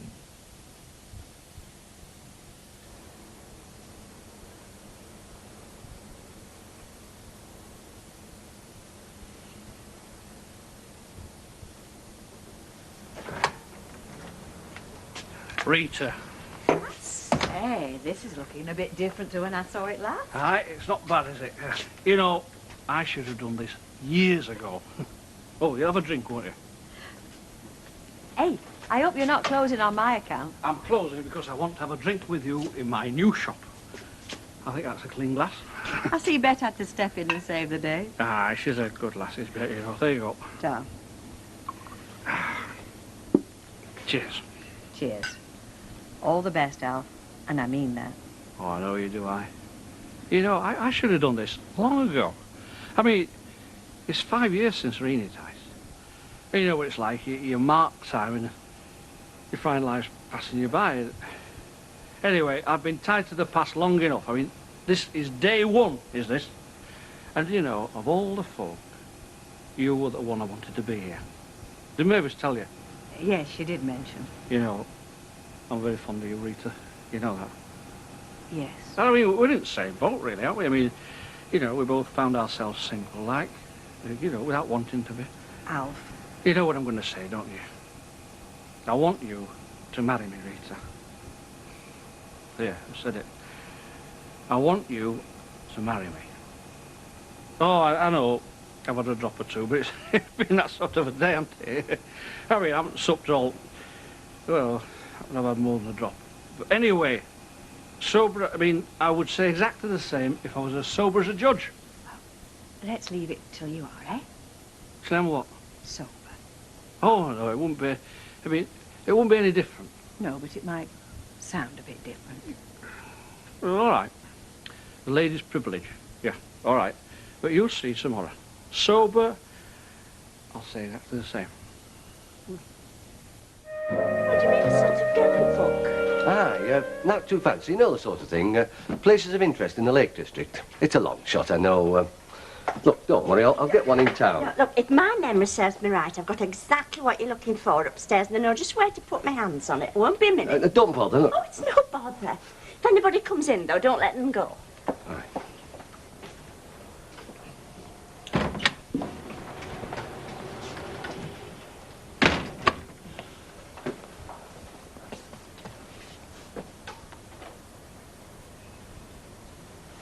Nobody serving? She's upstairs. Oh. Coming to bowling match tonight, are you? Watch me knock spots off Percy Sugden. Yeah, if I can make it, right. What's she doing upstairs when there's customers waiting? She won't be a minute. She's doing me a favour. Is she? Well, she's not doing me none. Oh, I get this for a game of soldiers. I've more to do than twiddle my thumbs waiting here. Did you hear the door? No, that was me. I was looking in the side window. Now, smash it. Now I can see where I'm going. Oh, you love it. So will Ivy. Where are you staying exactly? No idea. We're going on spec. We'll find something. Yes, I'm sure you will. But why don't you try Ambleside? Oh, it's glorious. I was up there some years ago on a camping holiday with a friend. Oh, very nice. Morning. Morning. Morning. How much do I... Oh, nothing. No, nothing really. No, I doubt very much if I'll ever need it again. What's this you're giving away? She was just telling me about her camping holidays in the Lake District. Wash your bygum, not the whole story, I hope. How do you mean? No, perhaps I better not, just in case it gets in the paper. Take no notice. She's in one of her silly moods. Is she? Well, I'd better get out while the going's good, then. Oh, you do say some stupid things. I have some stupid things said to me, love. Well, not by me, you don't. No. Rita? What's the matter? I had a proposal last night. Alf! Well, they're not exactly queuing up, are they? Yes, Alf. Well, what did you say? I wasn't supposed to say anything. First of all, he asked me to marry him. Then he apologized for being drunk. Then he said he'd say exactly the same thing again when he was sober. Well, that seems very straightforward to me. Not to me, it doesn't. I mean, if he were drunk enough to admit it, he was too drunk to know what he'd say when he was sober, if you follow me. No, I don't.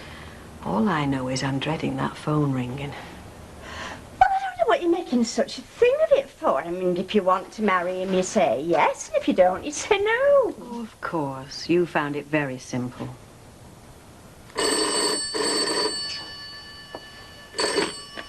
Hello?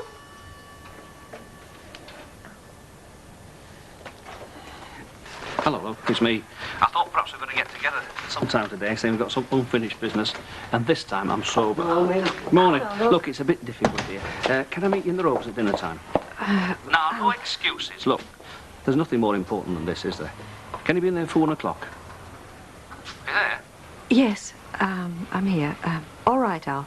1 o'clock. OK, I'll see you then. Ta-ra. Didn't out to do at finals. They're just bowling each other tonight, my two boyfriends. You greedy devil. What two boyfriends? Sam Tyndall and Percy. They're bowling each other tonight, but like I said, it's not final. But there is a prize. What is it? Me. No, I mean, what's the prize? I've just told you, me. Winner takes me on bowling outing. Better than all your silver cups. I thought Percy was playing hard to get. Aye, cracks on like that, but you know, fellas, he just wants to push in the right direction, and that'll be it. He'll be chuffed to his little mint balls when he finds out. Oh, you mean he doesn't know yet? Not yet, but Sam does. Hey, it'll be a lovely surprise for Percy, won't it? Aye, it will. Hey, kid, have you ever seen that picture with Robert Taylor fighting a fella for the fair hand of Olivia de Havilland, all dressed in armour, bashing each other's with swords and all that? Yeah, I think so. Oh, well, that's me. Olivia de Havilland. Not bad, eh? Hey, I hope Robert Taylor wins. Trallo. No, it's a bowling match, and Percy's Robert Taylor. Only he doesn't know that the prize is a day out with Lady Phyllis. It's going to be a surprise. A surprise? Yeah, it's another way of saying it'll frighten him to death. You're not supposed to laugh. I'm sorry, love, it's just the way I feel today. How do I tell him? Well, don't you think you'd better answer the other question first? What other question? What do you tell him? I mean, you're the one that said they weren't exactly queuing up.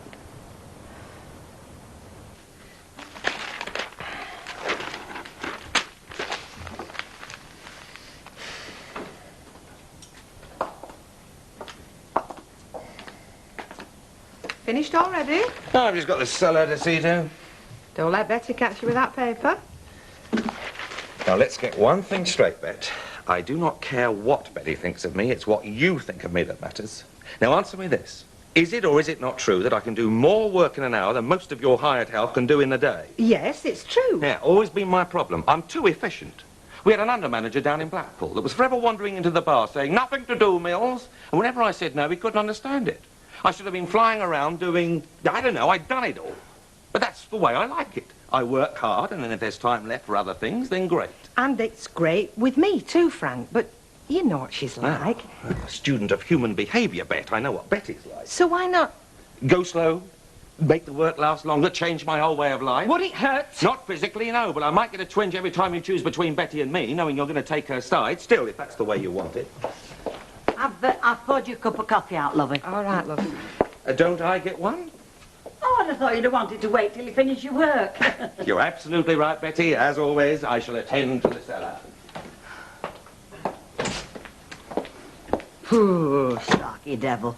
Oh, give it a rest, Betty, love. He's doing his best to be nice. Not to me, he isn't. He'd be wasting his time. I'm now to pound. What's that supposed to mean? You know damn well what it's supposed to mean. He's saving all that charm up for you, and you're falling for it like a damn silly schoolgirl. Now, Betty. Oh, look, how long's he been here? 10 minutes, and already he's got his feet right under the table. And not only under the table. Watch what you're saying, Betty. Why? I work here as well, It's you know. not what we're talking about. This is my private life that's coming under discussion. It all gets mixed up, doesn't it? Look, and while you're settling that, I'm stuck with him here, skiving off. Not getting up in the morning, never been able to be found when he's wanted. I've just had a word with him about that, just now, just before you came in. Oh, yeah? How? Who was it told him off? His boss? or his lady love? Oh, go and get your coffee while it's hot.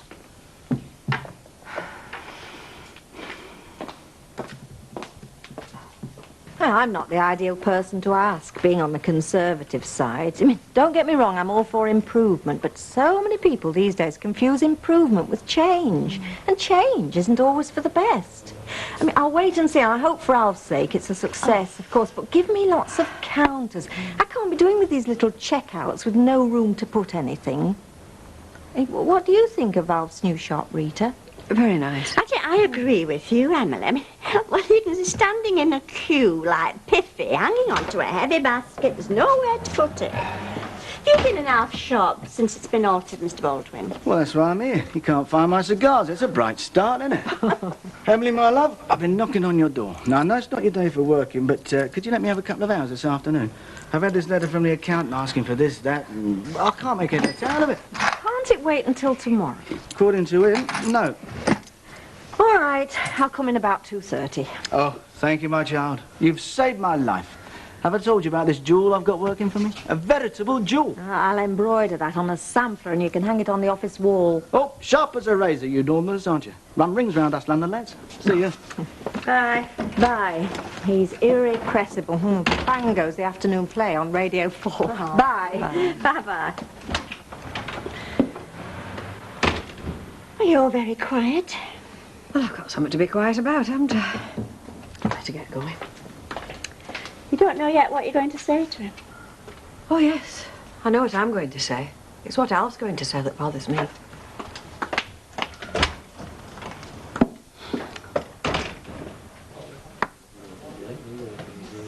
Now, to do with practice, balance, coordination and the eye. Once you've got that lot sorted out, they're sorted out for life. The minute I get that wood in my hand, I know exactly where to put it. Good to hear that, Percy.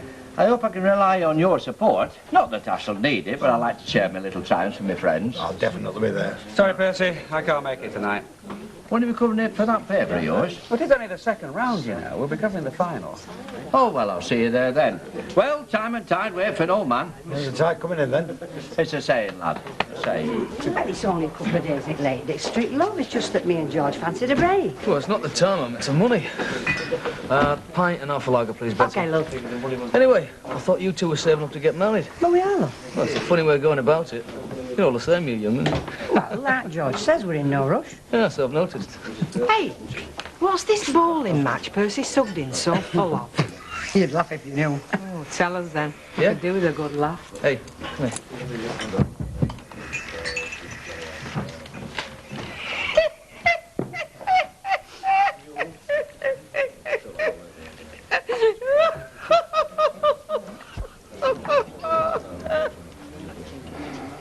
Hello, Alf. Oh, hello, love. Can I get you a drink? No, not at the moment. Oh, well, sit down. Alf, No, me first. I mean, fair's fair. I think I've got to make an apology. Look, I'm sorry I was a bit merry last night, you know. But I want you to know I would have said exactly the same if I'd been cold. Please, so... Alf. No, look, don't say anything, look, because you've already told me. But things are different now. No, Alf. Look, I'll get you a drink. Vodka and tonic, right? Vodka and tonic, please, love. Is she coming back? Hey? Rita? Because if it was for her, she'd just gone. Oh, well, she must have nipped back home for something she's forgotten, you know. No, I'll leave it for now. Right, lovey.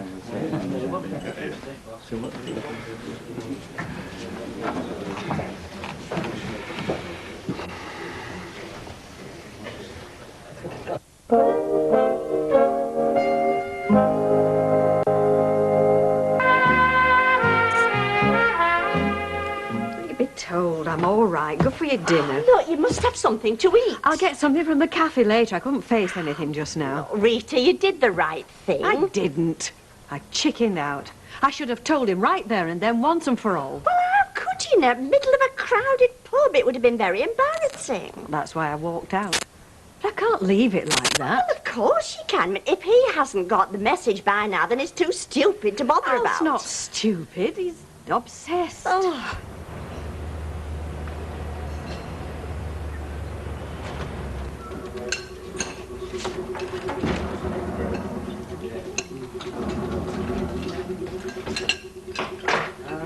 How's me steak and kidney pudding today? It's not on. I don't mean food. I mean you. I'm all right, thank you. How's yourself? Couldn't be better. Just a little something for you for tonight, while you watch me beat the living daylights out of that Sugden fella. Double your pleasure then, Will. Thank you very much. 6 o'clock on the dot.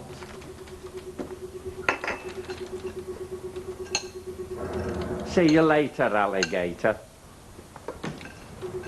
Percy will murder him. There go. He'd better. No, I like it. It's an improvement. There's one or two don't agree with you. Well, there always is, isn't there? I'll tell you one thing, I'd rather be working in here than across road. Mike runs a bit of a sweatshop, does he? Well, I suppose there's worse, love, but there's never any air gas in place. I don't think windows have been open since Adam were a lad.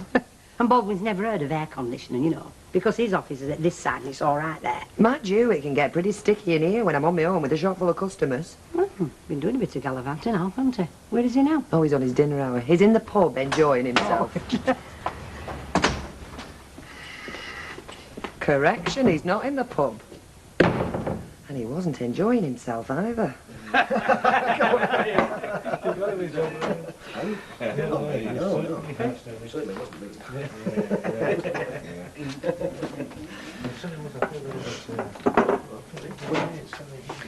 Hey, what was that kerfuffle earlier on with Alf and Rita?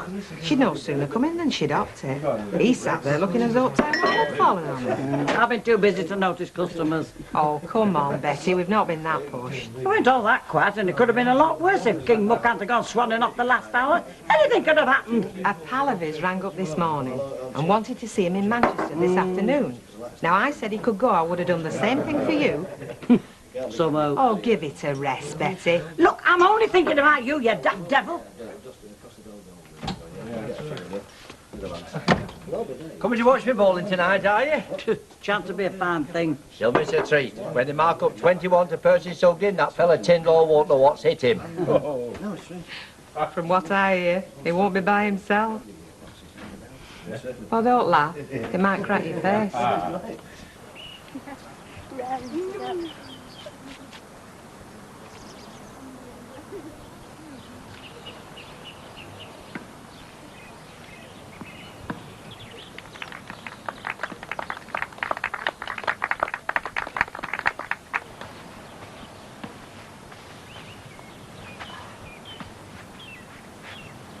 Sam's first end, he's won the toss.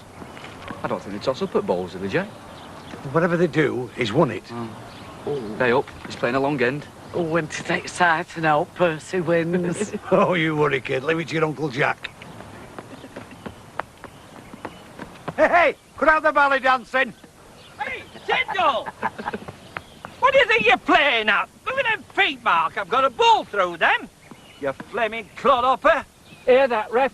Unsportsmanlike language has just called me a flaming clodhopper. Well, you are a flaming clodhopper. I'm entitled to follow me wood, but not by flaming underground, you're not. Now, gents, no unseemly behaviour. Let's have a sporting match.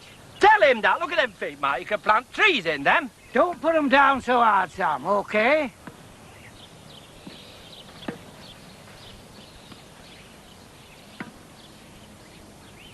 Up the catering core!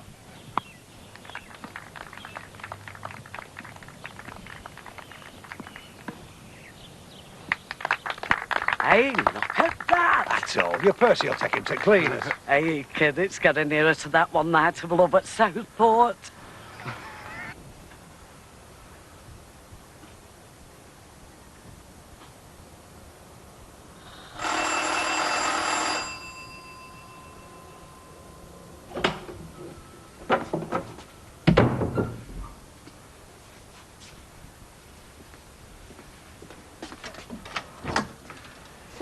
Can I come in, mate, Alf? Yes, sure. Only I won't put lights on because folk think I'm potent. Yeah. Only, I didn't want to let the sun go down on what I did at dinner time. I'm sorry. Look, there's no need to apologise. If it's any consolation to you, I've got the message. It took me long enough. You've been a good friend, Alf, and I want you to stay a good friend. There's a world of difference between friendship I'm not good with words, Al. God help me, I don't want to say how tell's wrong. Do you understand? I should do. I've thought about it long enough. I'm not flashy enough for you. It's got nothing to do with that.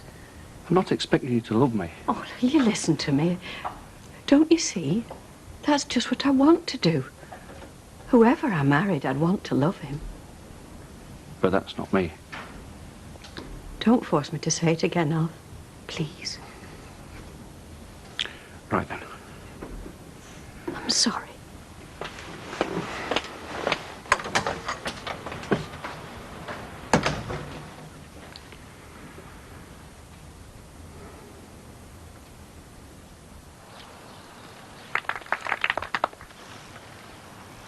$16.10 to Percy. Hey, Sam's got 2 in. It's now to Percy, that. Go on, fire one, Percy, lad.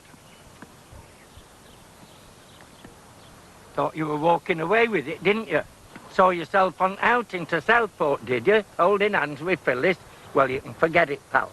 I'm going to win this match, and it's me who's taking Ron to outing.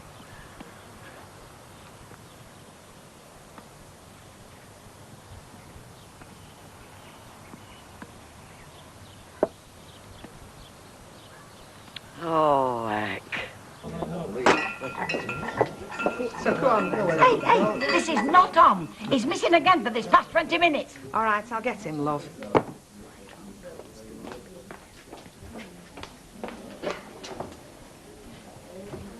What's this, lot? Come with me. Come in here.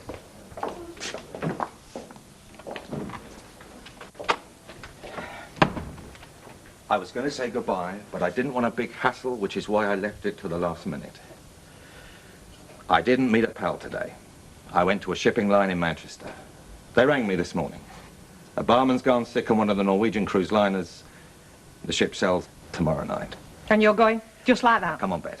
I'm about as welcome round here as Dandruff. We both know it's for the best. I want you. Do you? I'm not so sure, Bet. You're making all this up, aren't you? It's got naught to do with Betty. You've had what you came for and now you're up in it. When did things change, Frank? When you found out I didn't own this place? Is that what you think? What else should I think? I'll give you something to think. Come with me. I know the purser. I can get you on. 10 days round the fjords. It's got to be good bed. I'm not on duty all the time. How can I? Of course you can. You're the boss. You're entitled to a holiday. Think of yourself for a change. Listen. I'll ring you the minute I get it fixed up. It may be after midnight, but I'll ring. I want you to come, Beth. What's he playing at? He were miles ahead. No, well, he ain't miles ahead now. It's 2020 and all down to this end. Look at that first wood of Sam's. Oh, come on, Percy, love. He's throwing it. He wouldn't.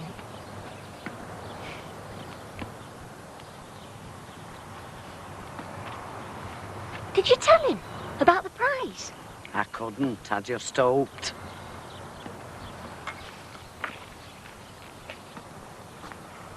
She didn't tell him. Well, somebody did. He's definitely throwing it. He's making it look good, but he's going to lose it on the last wood. You watch.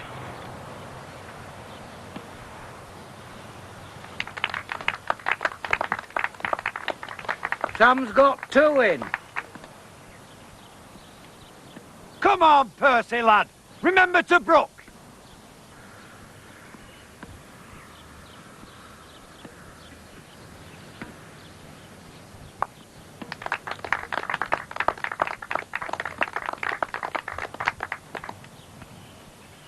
Well done, Al, lad. Why don't you keep your big mouth shut?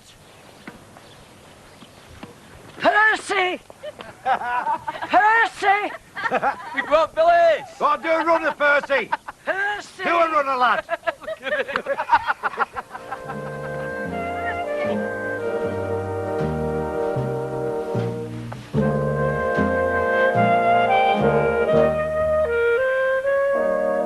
And the soap hour continues in just a moment on Plus as the Beast of Emmerdale is revealed in a couple of minutes.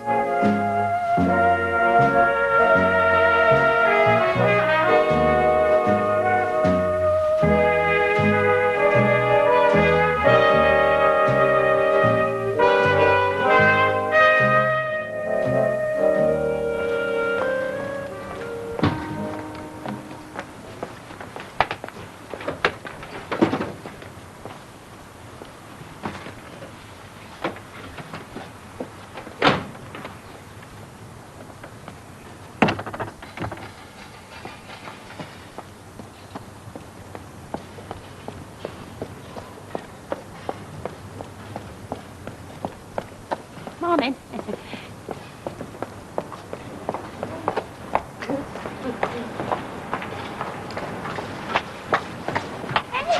What's all this, lot? Well, I was coming to tell you. I tried to get Betty on phone. God knows where she is. Oh, she's been with that neighbour of hers. What neighbour? Old woman lives next door to her. She's gone down poorly, so Betty takes her a bit of breakfast in.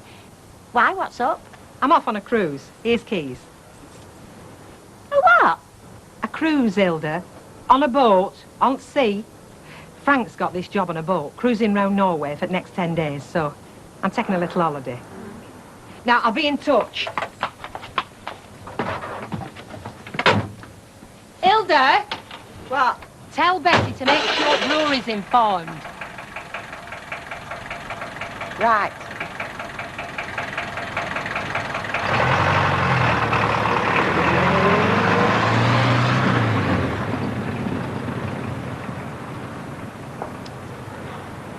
You didn't manage to get to the bowling match last night, then? No, afraid I couldn't make it, love. Good, was it? Oh, dead exciting. Percy won that last wood. Did he, by God? Oh, I'm sorry I missed him in his hour of triumph. Oh, my. So what did Percy say about Southport? Last I saw, you were chasing him around the bushes. Aye, I caught him up at that pavilion place. He says you can't come in here, it's men's changing room. So that was last I saw of him. Anyway, I waited a few minutes. Then I didn't hang about in view of what he said. I went home.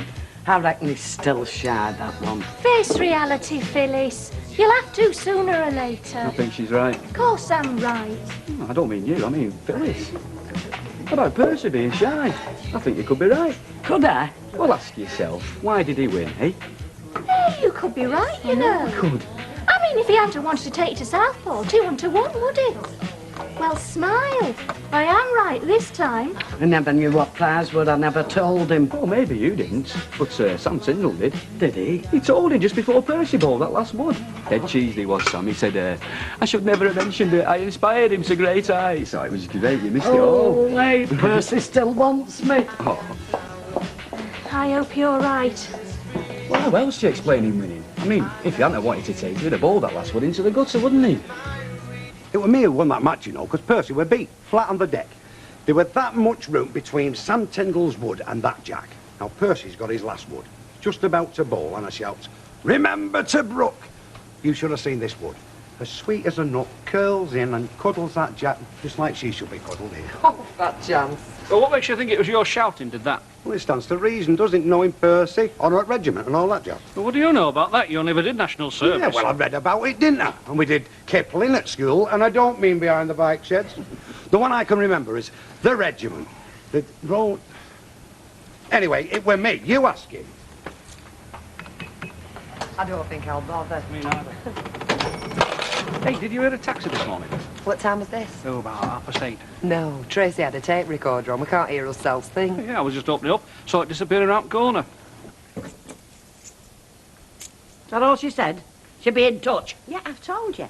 Frank got himself this job on a boat going round Norway, and she's going with him. For 10 days, she said. She was catching the train to Hull, so she gave me the keys and said she'd be in touch, and I was to tell you that she'd informed the brewery. It's a pity she didn't inform me. Well, she tried to. She said she'd phoned you, but she couldn't get no reply. I said you was probably in with that poorly neighbour. Yeah, 8:30, yeah. I probably was. She's a cheeky devil. Well, brewery must have given her permission. I know, lovey, but, I mean, what about me? Am I supposed to run this place by myself? Oh, they'll send somebody down. The better flaming had. It's not only her that's gone, but the potman's gone with her. Not that either of them did much when they were here. Still, you miss them, don't you, when they've gone?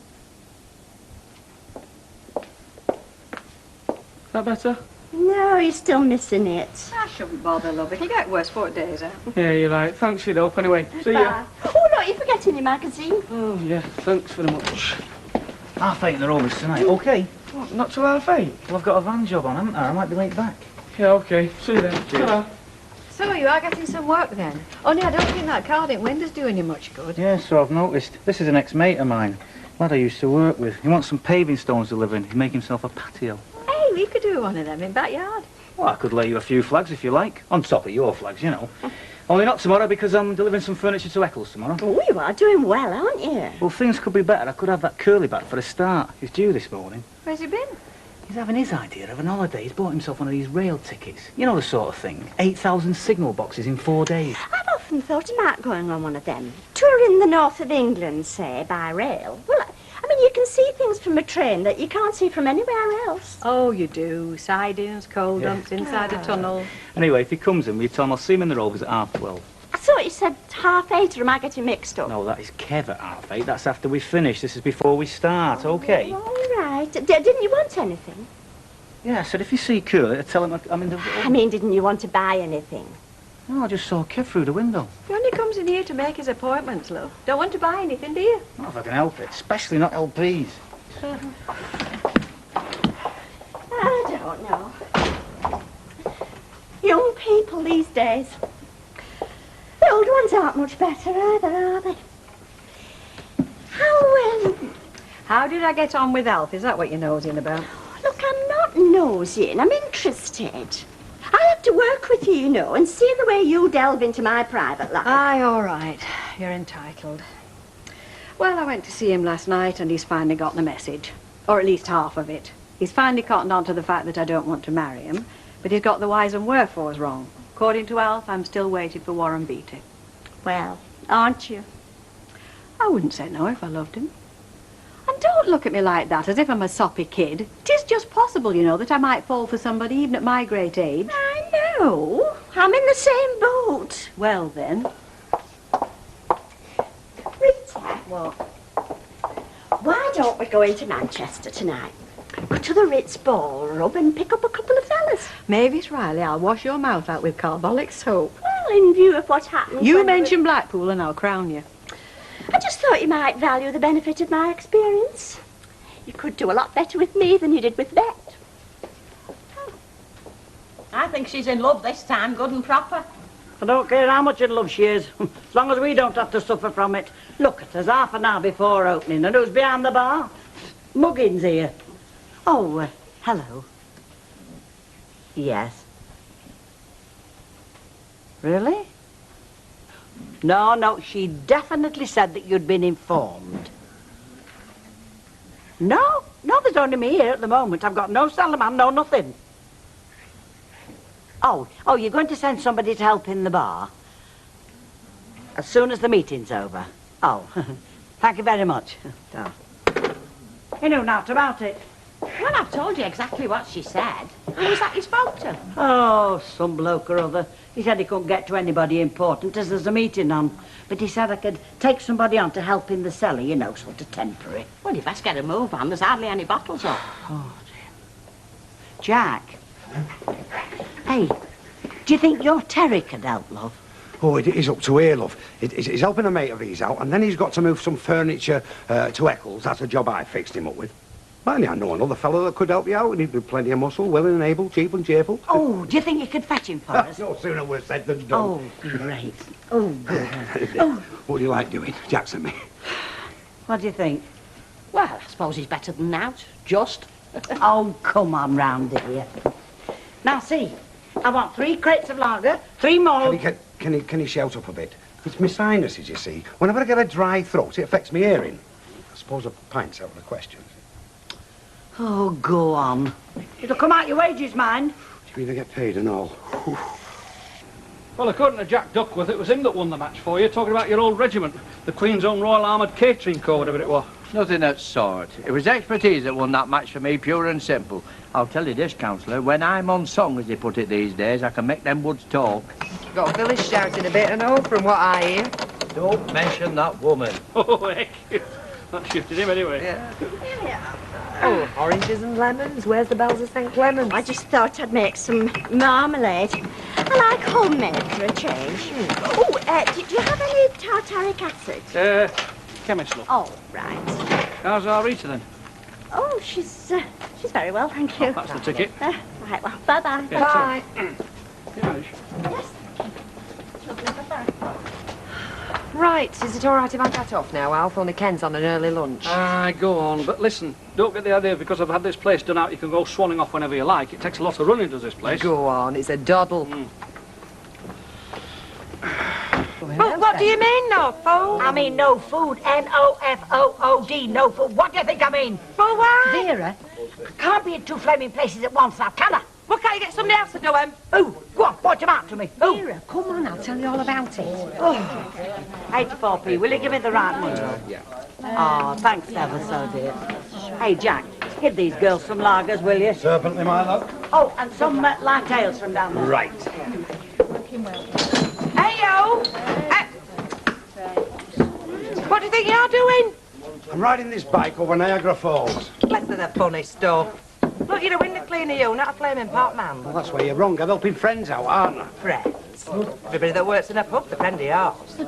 Five them. I'm out of there, Betty. And why not? Salt of the earth are publicans and all who serve under them. Am I right, Betty? That's right, get them light ales up, love. They are. Indispensable. That's me. Not to me, you flaming knot. Do you know, at times I could strangle him. He's supposed to be out on his round. He's only helping Betty out. Well, she can't cope on her own, Vera. He's a big, strong lad, just what she needs. Oh, aye, he's a big, strong lad in here. Ask him to do a job at home, though, and he's crippled with flaming rheumatics. Oh, hi. Where's the food? There isn't any. Bet and Frank have disappeared on a Norwegian cruise. Betty's on her own. Help is at hand, though. The brewery of rum, apparently. What should we do, then? Starlight Room, Jackson's Chippy? Why not? Let's go mad. Right. Do you mind if I join you? Certainly not. Come on, we'll get a table by the bar. Hello. Hello. Just had to wait your turn, love. Don't you recognise me? Gloria, the brewery sent me. Oh, yeah. I'll just stand my coat up and I'll be with you. Oh, God. Hey, isn't that, Yes, that's right. Frank Harvey had her working here when he was standing in. When I say working, she's about as much use as a chocolate fire guard. Right. Where shall I start? Oh, I Oh, you can start on me anytime, darling. Put your eyes back in, Dad. They're falling out. Hey, yo! Get round here. Never get him home now.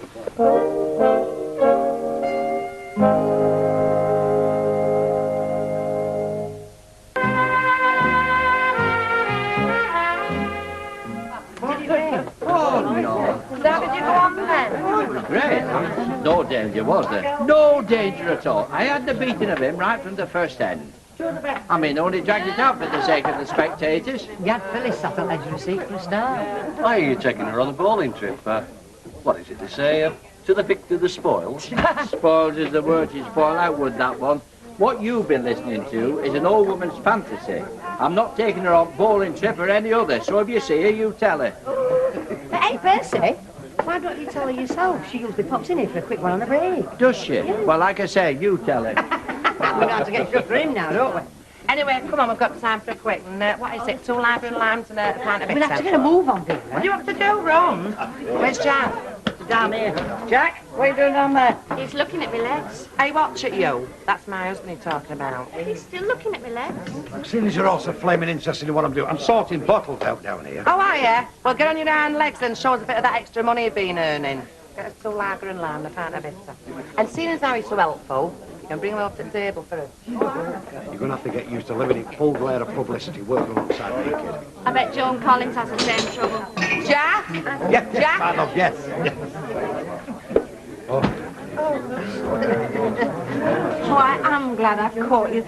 Norman just rang. Yeah? He finished up at Crewe, so he's staying with his parents for a few days. They live there. Do they? That's great, that is. Thanks a lot. I'm sorry.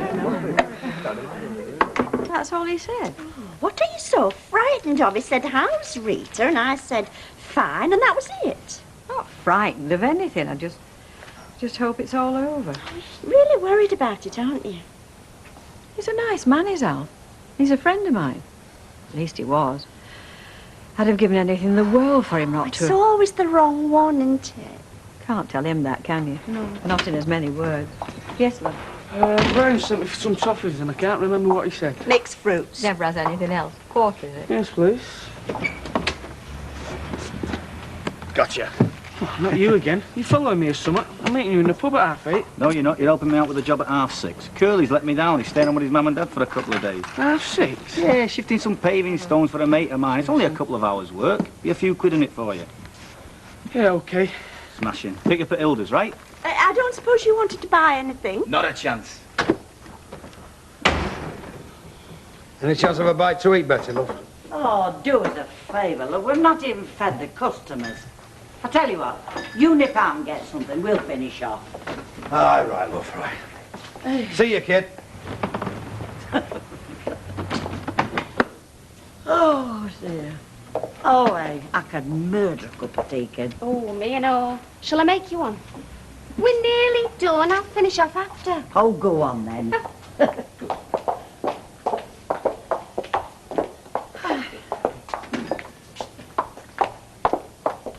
You've changed a bit since you were here last time. For the better, you mean? Should be. I've had a fair bit of experience. Mostly new in Ridley. They've been very good to me. Only temp work, though, you know. Holidays and that. It was okay, but I'd rather have something more permanent. What's brought this on? A few months on the dole. Ah. Can't be doing with that. Gives me the creeps. Nothing going here, is there? Well, I mean, you know who the manageress is, don't you? Yeah, but Lynch.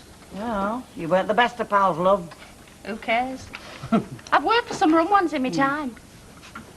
I did a few weeks at a whacking great pub in Manchester. Well, it was more of a nightclub, really, you know, singers and that. Boss had all the girls walking round in bunny girl outfits. That was an experience, I can tell you. Squeezing through the tables in one of them, and all the fellas with 8 hands apiece. Oh. I had to keep going back for new tales. I got through half a dozen and he sacked me. Said I was provoking the customers. In a bunny girl costume, what else can you do? What's the chances of something permanent? Oh, I don't know, lovey. I don't even know what my chances are. Thought you were working. Till 5 o'clock.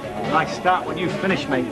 5 o'clock. I'll have 6 hours in front of me, trapped behind that bar counter with the glamorous floor. Don't make me laugh. She's after younger stuff than you, mate. Me, for instance. Watch it, laddie. Remember your mother. My mother is your wife. Oh, give up what I'm trying to forget it. Look, if you want to be useful, you can lend us a couple of quid. Better than that, you can give us a couple of quid for getting that Eccles job for you. Come and think of it, it's worth a fiver. You can have 2 quid and think yourself lucky, mate. Want a cup of tea? Oh, yeah, you chuck your money about, don't you? Yeah, I'll have a cup of tea. Give us 2 teas and a fry up. Make it a work of art, will you? I'm hungry. Hey, you haven't seen Percy Sugden, have you, Jack? No, I'm pleased to say I haven't. Oh, I was only wondering.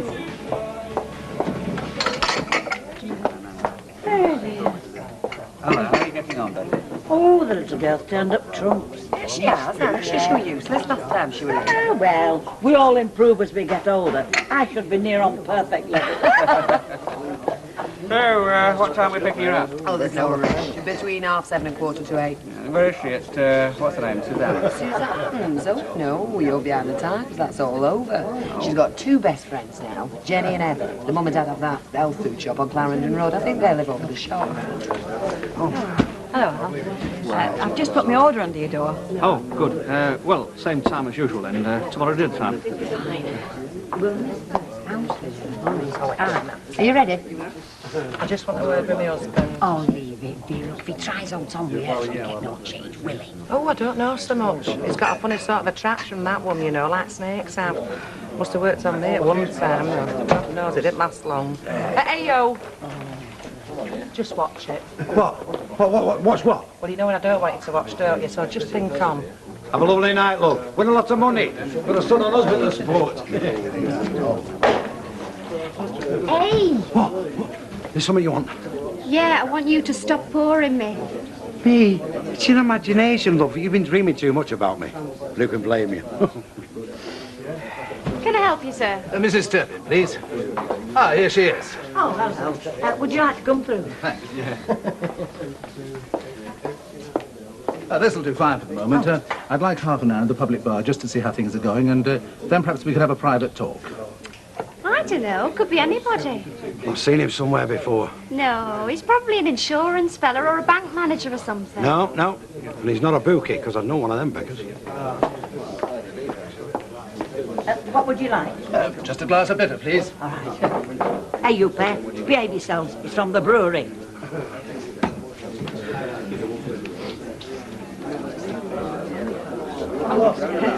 well, you know. Nice seeing you anyway. All right. Well, better get picked up. You ready? Yeah, we better out. Good night. Good night.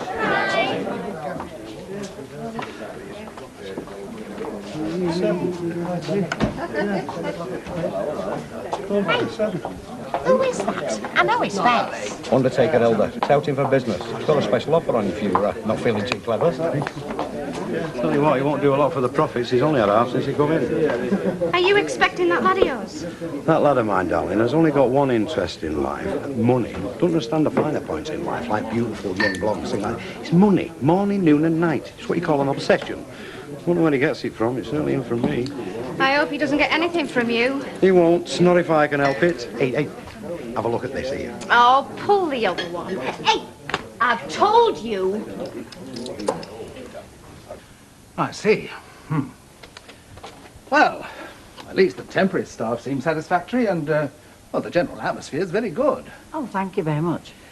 I wonder if it would be possible to have a word with Mrs. Ogden, is it? If you could arrange it. Oh, yes, she's here. She's in the bar. Shall I get her for you? If you wouldn't mind. Yes.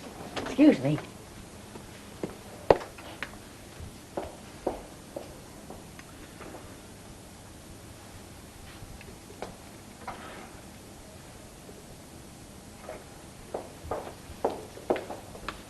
Ah, Mrs. Ogden, do sit down.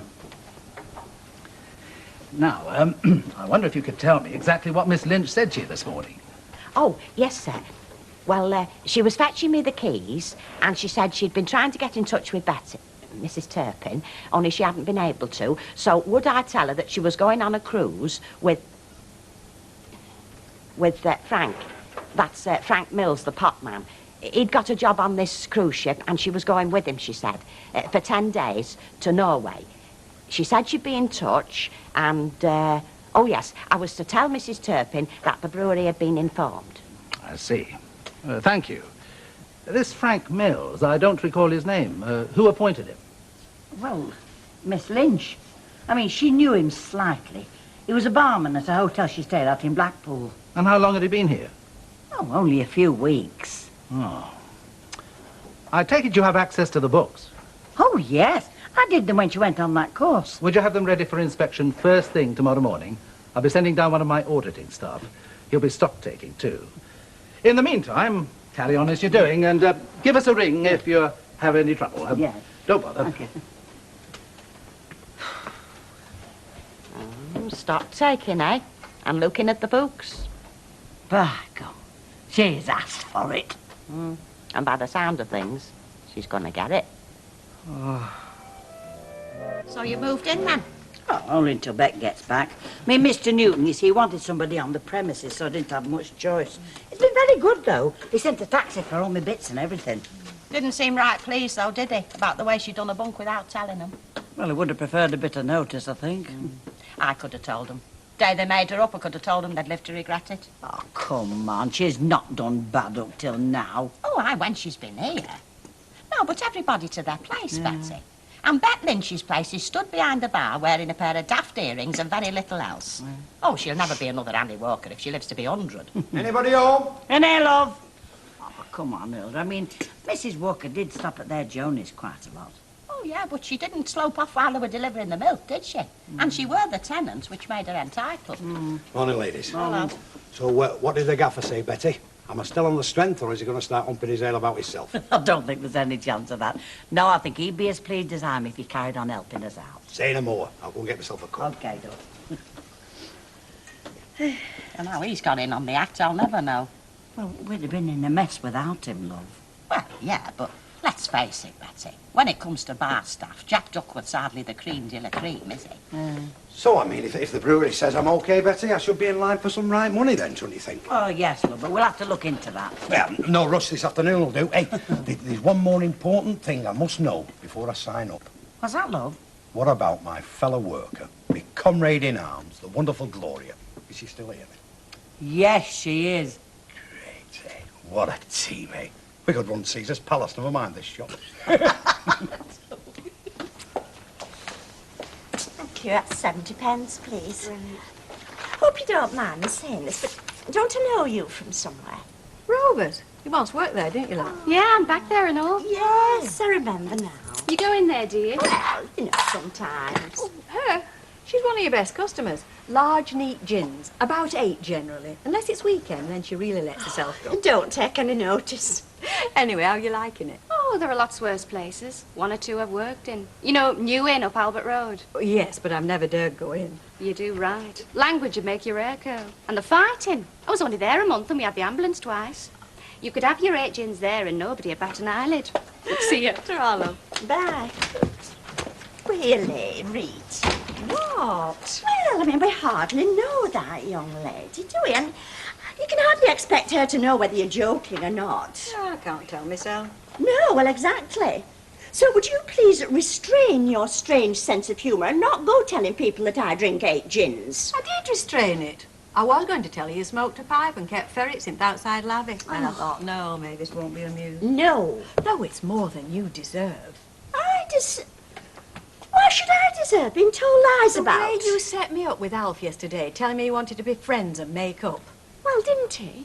He was very polite, and I was very polite, and I'm sure we're both wishing we were somewhere else. Well, I'm sorry if I led you to expect something different. I think the best thing I can do now is steer well clear of him for a few weeks. Yes, I'm sure.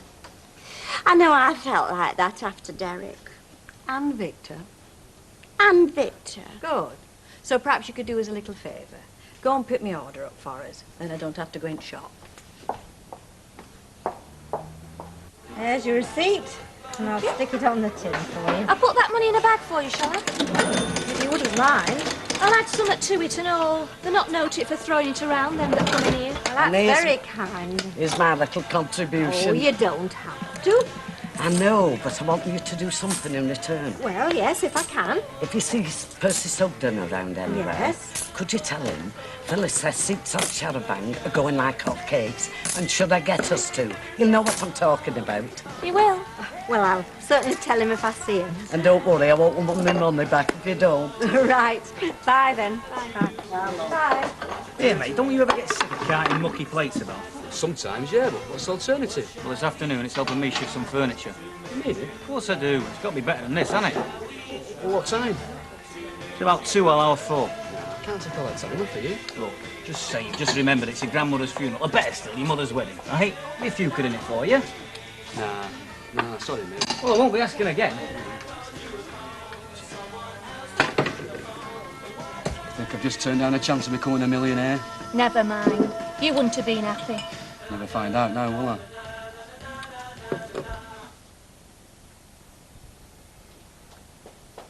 Right, I've done. All as clean as a new pin so you can start making a mess of it again. Oh, you want to be careful with that lifting. You could do yourself an injury. Think of all them disappointed women. Oh, I don't know. Hey. Ta-ra, then. Try. Oh. We're not open yet, love. I don't want to drink. I don't drink, as a matter of fact. Mrs. Turpin? No, I'm Mrs. Ogden. I'll tell her. Oh, look, there's a mark on this bar. Fancy me missing that. Don't want to go leaving me job half done, do I? Somebody wanting me? Mrs. Turpin? Yes. I'm from the brewery. Jarvis Accounts Department. I've come to do the stock taking and go over the books. Oh, yes. Mr. Newton said you'd be coming. Well, sooner I start, the sooner I'll finish. I don't want to inconvenience you or your staff. Would you like to come through to the living room?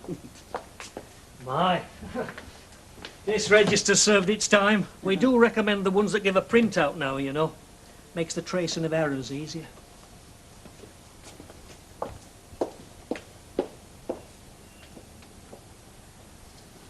Hey, what do you think about that, then? Was she on the fiddle bet? Oh, she could have been on out. She's on a boat now, that's all I know. Frighten me, them fellas, you know. They always want you to get in on that pay-as-you-earn and national insurance, but I'm not having it, because I'm self-employed, me. They must think there's somewhat up. He wouldn't have come here just for the good of his health. And that's the real reason Bet went. Because she was frightened of what they might find. And I know I'm behind on my stamps, but that's because my card got lost. I thought you'd have had them ready. Baldwin's going to raise roof if I'm studying all morning. Yeah, I know. I'm sorry, Ivy. It's just we've been busy. a bit... Look, these shelves don't fill up by magic, you know. They've all to be priced. Folk have no idea what it takes to run a place like this. I dare say they haven't, but I don't see why I should be one to suffer for it. Well, she's doing them, all right. She's doing them. Oh, hello, mate. Oh, no, I don't want to basket up. I've just called for Rita's order. You know, the one she left with you yesterday. Oh, I haven't had time to do that yet. Oh, you know, I've done it. It's in that box down there. Oh, you're lucky. You're lucky, I know. There's nothing wrong with Rita, though, is she? Why don't she come herself? No, she's perfectly well. It's just that, well, she's a bit pushed for time and I was passing. So. Oh, I see, yeah. Well, it's, what's it? £10 a tuppence, love. All right, thank you. Oh, have you not got tuppence? Well, I'm sorry, no, it's just what Rita gave me. I didn't bring the purse with me. Right, and 2 cheese and chutney as Yes, well. please. Right. Well, there's some goings on up the road this morning. That's good. Yeah, of course, I can't say too much, but it looks very fishy to me. You know, being a shopkeeper. I'll know what. She change, love. Thank you. Well, what does it mean when they get the accountants in, taking the stock and that? Stop taking him. That's right. Like the day of reckoning up there. Day of reckoning for somebody, any road. There, you mean? Well, it's her name. What's over the door? Hey, just hang on, Hilda. I mean, it'll be better that needs to know, isn't it? I mean, if she's looking after the place, she'll want to know what she's responsible for. Oh. Oh, well, yeah. Suppose we have to look on the bright side. Well, I hope they find everything in order. I dare say they will. Oh, can you manage? Right. Hey, be sharp, you. Baldwin's looking for you. Oh, this isn't a fast service place, you know. Those barn cakes take a lot of making up. If you can't accept the fact, I suggest you order something else. What have I said? I don't want to disturb you. Oh, I've just about finished. Oh. Only I thought you might like a little bit of lunch. We've got sandwiches or soup. Thank you. No, I never take lunch. Oh.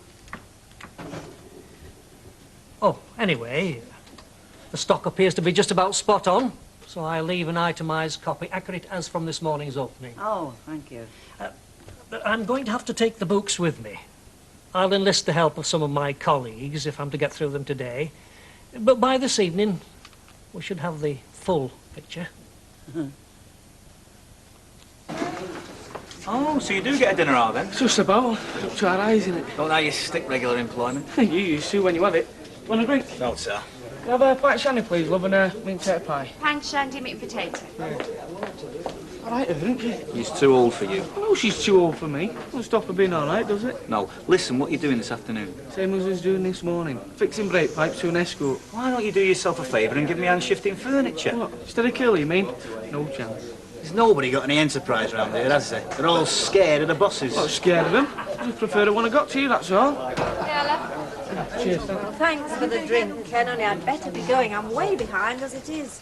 Thanks for the company. I don't think Deirdre's going to make it. They've got teething troubles with the new shop. Oh, well, I suppose they're bound to have. Oh, Mr. Sugden. Yes, my dear. A message for you from Phyllis. She says the seats on the shower are going like hot cake, so should she reserve two? Oh, She said you'd understand. Oh, I understand, all right. Well, when I say understand, I don't know. Have you ever been chased by a woman, Ken? Not recently. I haven't had that pleasure, no. There's no pleasure about it. So, you know, fox feels when the hound is snapping at its heels. Half a bitter, please, love. Thank you for your cooperation, Mrs. Turpin. Sure you wouldn't like a drink? Work to be done. Yes, well, ta. Bye. Hey up, the bailiffs are here. What was that then? And what you hiding for? Listen, once them fellas get your number, you're paying tax from here till kingdom come. So what are they going to find when they look in the books then? Well, I'm hoping they're going to find everything in good order. But you don't know. Bet only knows that, lovey. She's the one person we can't ask.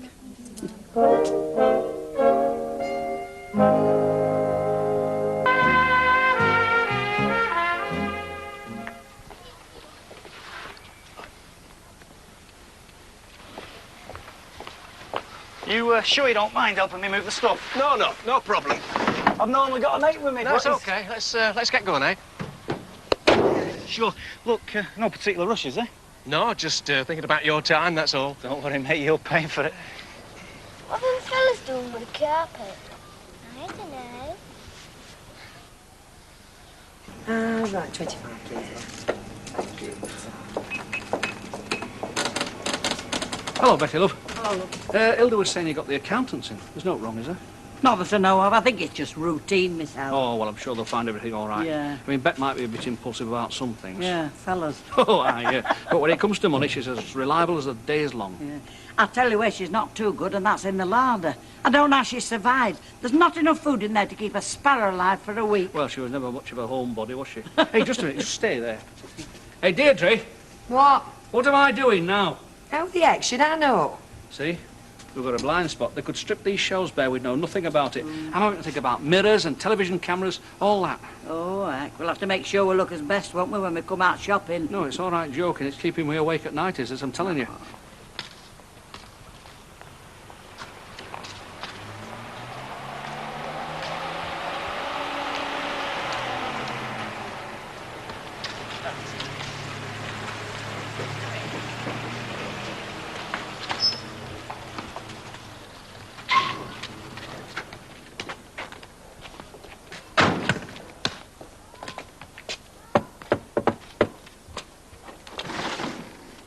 Here we are then. Oh, you haven't. Oh, Jimmy, you haven't.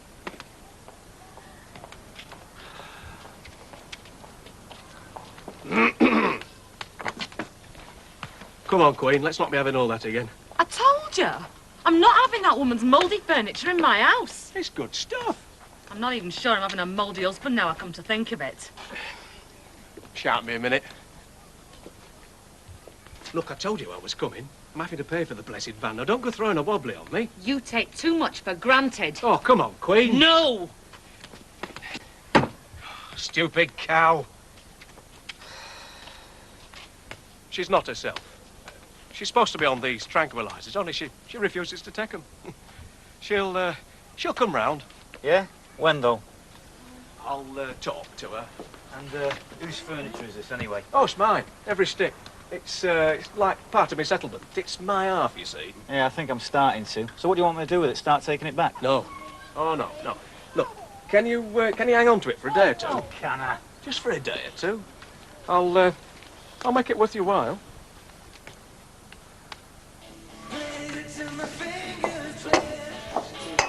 Oh, thank you. Can I ask you something, Mr. Sifton? Yes, of course you can. I'm his free country. It's just I couldn't help overhearing what Phyllis was saying this morning, asking whether she should book tickets for the bowling club outing. Well, the answer's no. And that's what you're here to tell her, is it? I'm afraid it is, yes. Oh, dear. Well, it's not a task I relish, but I'm forced, aren't I? Never in my life ever come across anybody less capable of taking a hint than that woman. It's just I was hoping you could let her down lightly. Well, I have done, more than once. Does it have any effect? Not the slightest. No. It's just that, well, I've got to know Phyllis pretty well working here. And I think she's very kind and a bit lonely and the sort that wouldn't hurt to fly if she could help it. So I just wouldn't like anybody to help her. Of course not, no. Your sentiments do you credit. I'm not denying that. I'll see what I can do. I kept him waiting. Has he been in long? I'm sure he'd wait forever if he had to for you, Hey, Phyllis. you should take up songwriting. I bet you'd have the knack for it. All right, Phyllis? Yeah, I just want a word with my friend before I get started. Always here. How much was that, then? 45p, please. 45p, I think you found that's right. Did you get message about pouting? I did, yes. Oh, seats will be gone if I don't look sharp. Well, I'm afraid you're right. All too right, as it so happens. How do you mean? Well, I take the responsibility. I procrastinated, and I'm afraid they've all gone, matter of fact, for this year. Oh, no. They've all gone for this year, but the other years. I mean, there'll be next year, for example. Are you sure there aren't any left? Well, I made inquiries. Oh, well. It's one of life's little setbacks. I'm sure we both know worse and come out smiling. Well, thank you, Mrs. Tilsley. Your toasted tea cake was up to its usual high standard. Thank you, Mr. Sugden. Oh, I was right looking forward. He'd have taken you if he could. Seem right upset to me, Phyllis. Do you think so? Yeah. Oh, well, there'll be other outings, won't there? Hey, I think there's one for Whitstrand next month.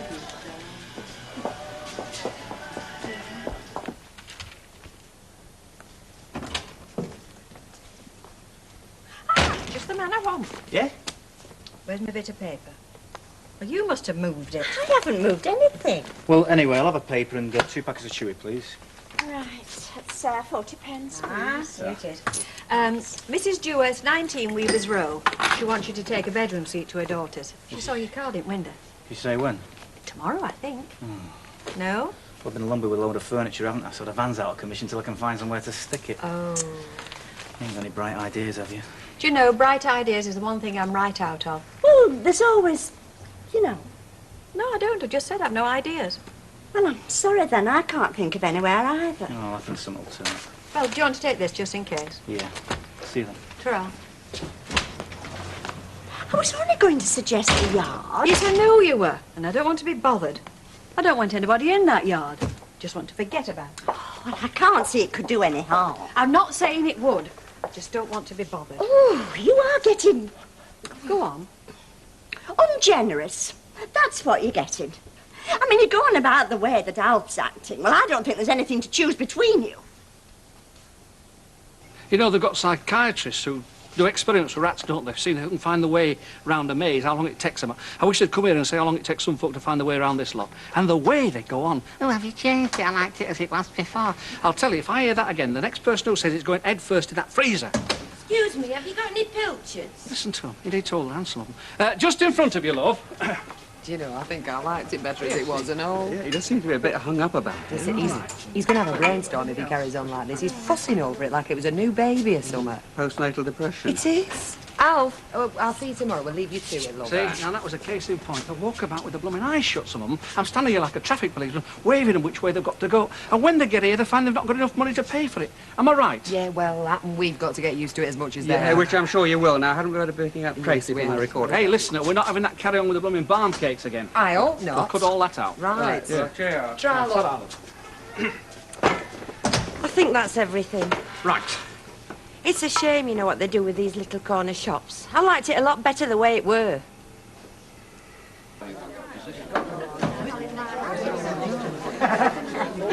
So this bloke was leaving his wife and going to move in with this other woman? Yeah, and try to take half his furniture with him, only she's not having any. Great mates you've got. Well, you've done all right. What are you complaining about? I'm complaining because I've got another job on and I've got nowhere to stick the stuff. There's no room at your garage, is there? Oh, you must be joking. There's no room to swing a cat. You just have to put it in the backyard then. 1 hour back? Yeah. And how are you going to get it in? Because you're not inconveniencing my pigeons. Just have to pile it, stack it up. Oh, your mother's going to love you for that. I can just see her sat there in the living room with no light coming through the window because the backyard is full of timber. Well, what am I going to do then? You tell me, seeing as it's all flaming clever.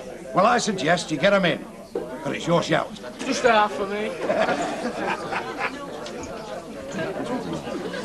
If I couldn't on it, look. Solve your problem yet? No, and I don't see how I'm going to, short of putting a match to it. Well, look, if you promise me it's only for a few days, I think I might be able to help you. It is, yeah. Well, I've still got the lease on a builder's yard my husband used to have. It's only standing there empty. How would that be for you? Terrific. 93 pence, please. I'll get that. No need. If you want to do something in return, just tidy it up a bit. And promise me you'll be out when I want you out. I will, definitely. Right, thanks. Good evening, Mr. Newton. Becoming quite a regular, aren't I? Everything all right? Oh, yes, we're coping all right. Would you like to come through to the living room? Yes, I think I'd better. Somewhere we can discuss things in private.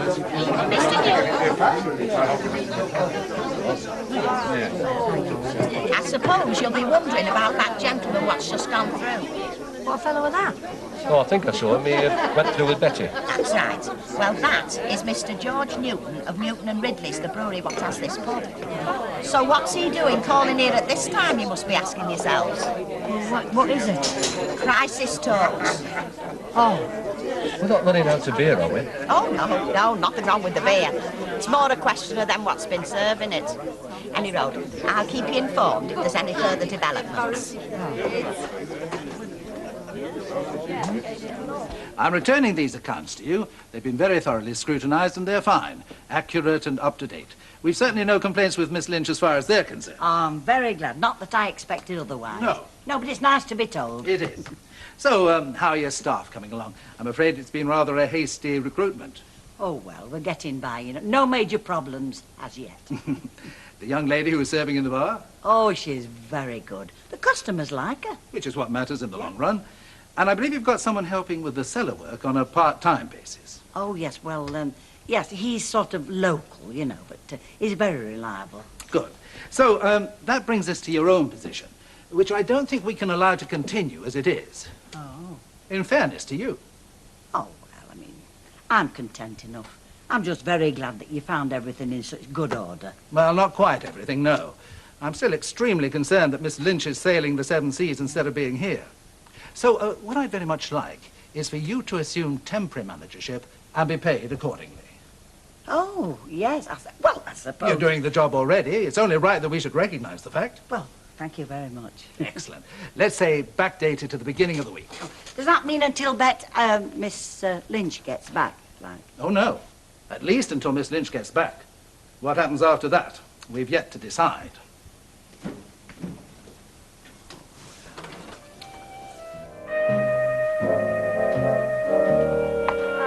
Spotted you, you dirty stop-out. Been to an all-night rave up then, have we? You what? No, Chuck. No, I had to nip home to feed the cat. Oh, bless him. Hey, he's not in line to become a dad, is he? Only that's what Madam wants next. A kitten. I've just dropped her off at school. She drove me mad all the way. Either that or a hamster, she says. Hey, you all right?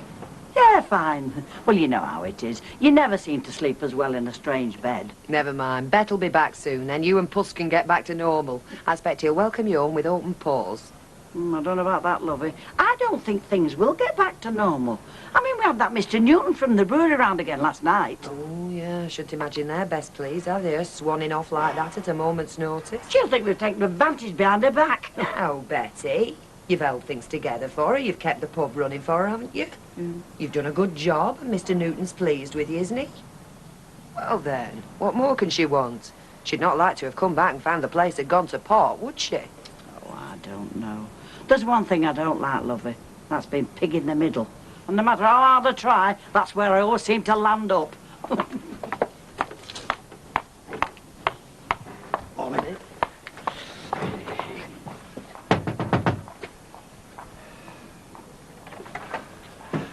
I've just spotted you coming in. I did not 10 minutes since. No, I just had to nip home. By gum, you're keen, aren't you? Betty, oh beauteous light of my life. Did you ever doubt it? Yes.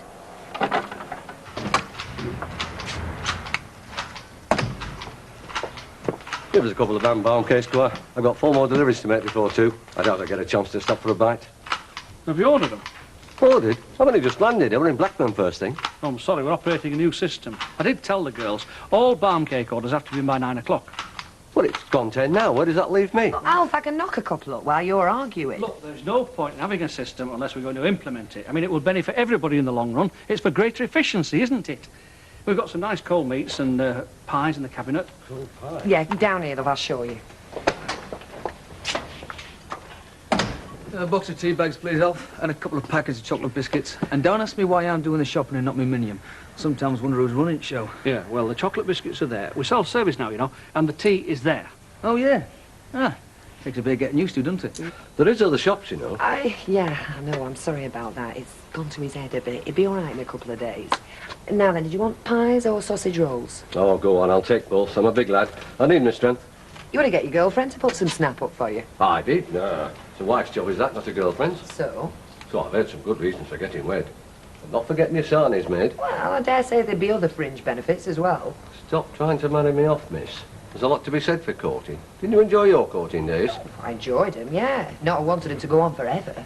Well, I'm a bit of a late starter. Right, I'll take these. There's no embargo on sausage rolls after 10, is there? No, of course not, no. Oh, do me a favour, will you? Tell them over there, remind them. Wilco, 9 o'clock, mein Führer. Oh, heard about the new regime in here, have you, Brian? Got your list of do's and don'ts?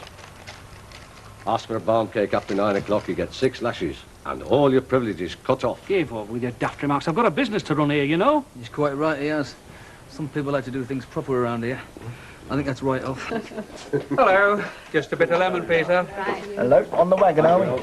I like to take it easy at lunchtime. Not so easy, my trade. I get taken out a lot, wined and dined, you know what I mean? Betty, thanks. Okay, We're running short yeah. a bit of lemons. Don't tell me, lovey. Tell Muscle Man that's his job.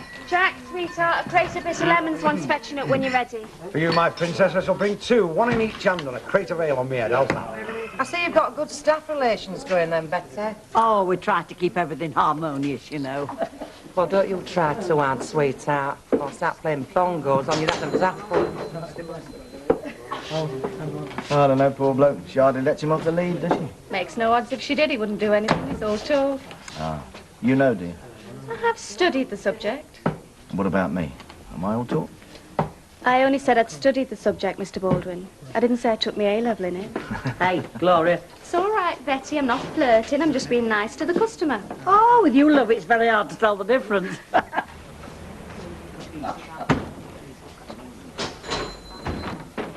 Right, start the action. We're back to life in the fast lane. I'm home. So can see. I thought they might have hung some bunting across the street, you know, but they know how modest and unassuming I am. Don't want any fuss. Just a brass band and a 21-gun salute would have done. Take it with a good time then. Not particularly. What's all this mad exuberance? That's because I'm home. Where's Tell then? Oh, been watching Minded again, have you? Probably at the yard, where he's been all week. Yard? What yard? It's his fair clothes. Got it for the business. Business? You mean our business? Flipping it, Kev. We can't afford any premises. Oh, you know, better than to go away. Leave him to his own mad ideas. I mean, you know what big shot ideas he's got. I mean, next time you come home, you could find he's bought a fleet of lorries on trick.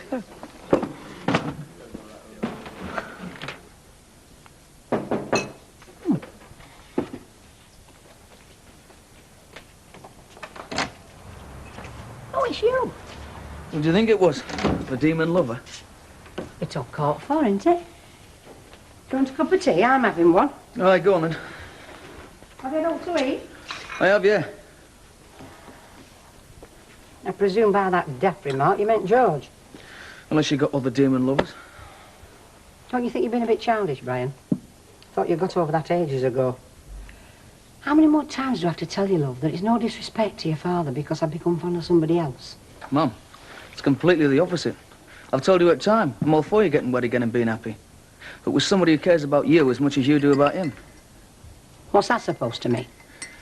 I just think that George is dragging his feet a bit. Now you're talking daft. Am I? Has he talked to you recently about making wedding plans? About fixing a date? Well, no, look, but that suits both of us. I mean, we don't want to rush into anything, do we? I mean, we're both happy carrying on as we are for a bit.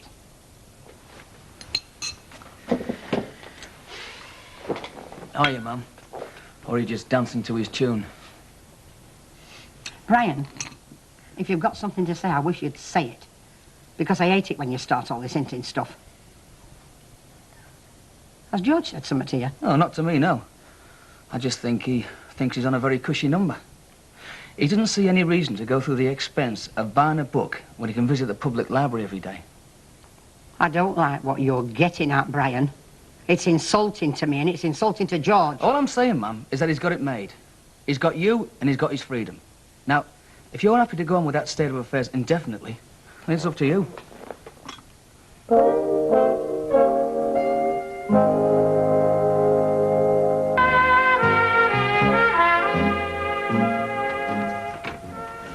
Oh, you're back. Hiya, mate. Never mind, hiya, mate. What do you think you're playing at?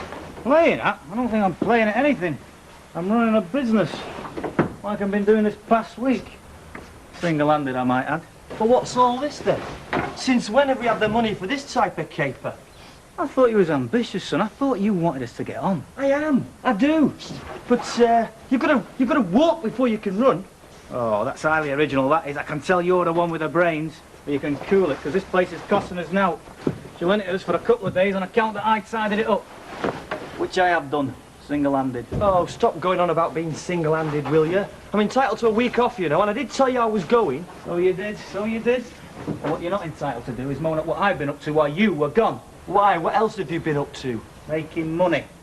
Shifted a load of paving stones, did a removal job. Stored this stuff till I can remove it on Saturday.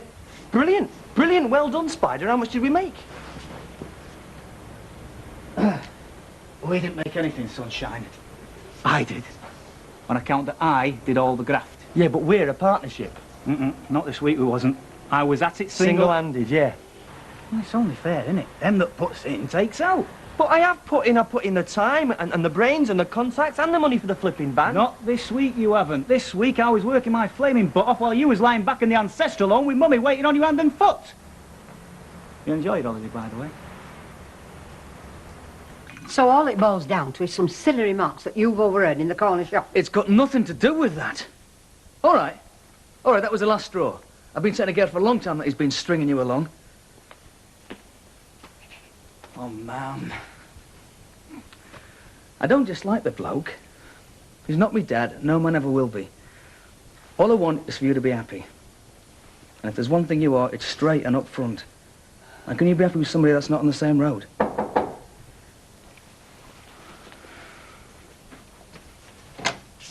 I belted back on the off chance some kind lady might find me a cup of tea before I set off again. I do, Bri. Gotta go. I'll see you later, Mum. Charlo.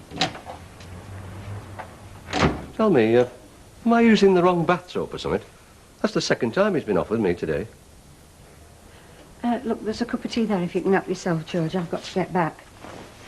For heck, I am using the wrong bath soap. Look, you can see the time, George. I really have got to get going. I'll see you tonight, then.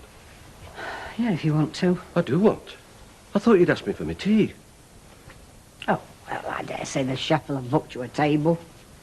Well, we could go out if you'd sooner. No. No, we're stopping. I've done shopping now. You're quite right. I did ask you, didn't I?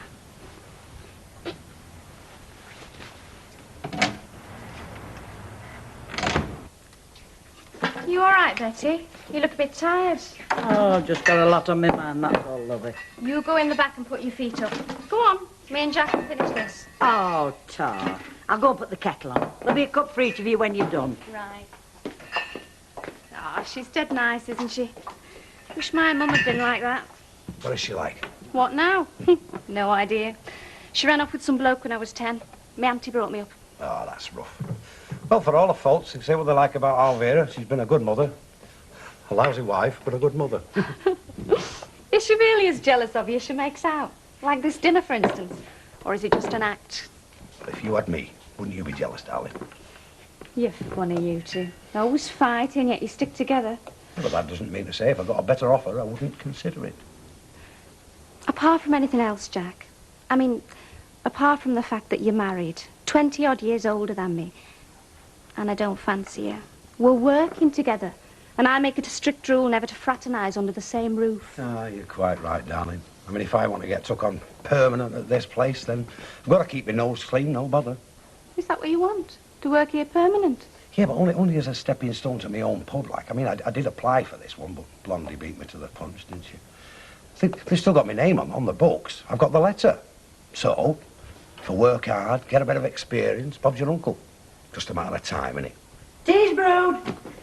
Yeah, and you can get a job for me as well. That's a promise. Apart from all else, it's ridiculous. I mean, how do you expect me to know at 9 o'clock in the morning what I fancy for my dinner? I've only just had my flipping breakfast. I mean, I might be in a cheese and onion mood, or it might be a tomato. Or even a smoked salmon and cream cheese. Yeah, what? Look, Vera, for goodness sake, will you shut up about flipping barm cake? I'm up to here in barm cakes. You think we sold no else? Now, if there's something else I can get you. Well, I did come in for some fancy cakes. Right. Yes, but seeing as how you won't change your daft new rules, well, I've changed my mind. I'll go to a cafe. Yeah, their vanilla slices might be a copper or two dearer, but at least they'll let you buy what you want, when you want.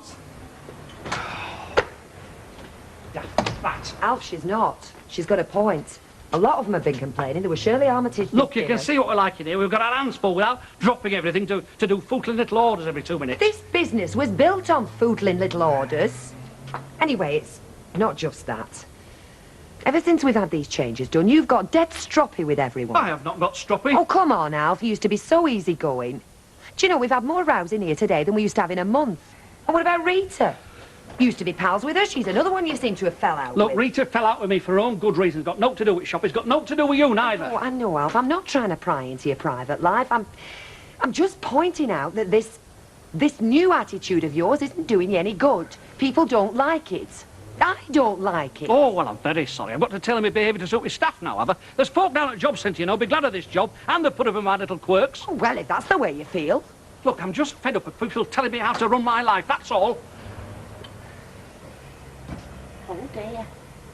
Not walked into an industrial dispute, have I? No, you haven't, Hilda. What can I get you? As long as it's not flipping barn cakes.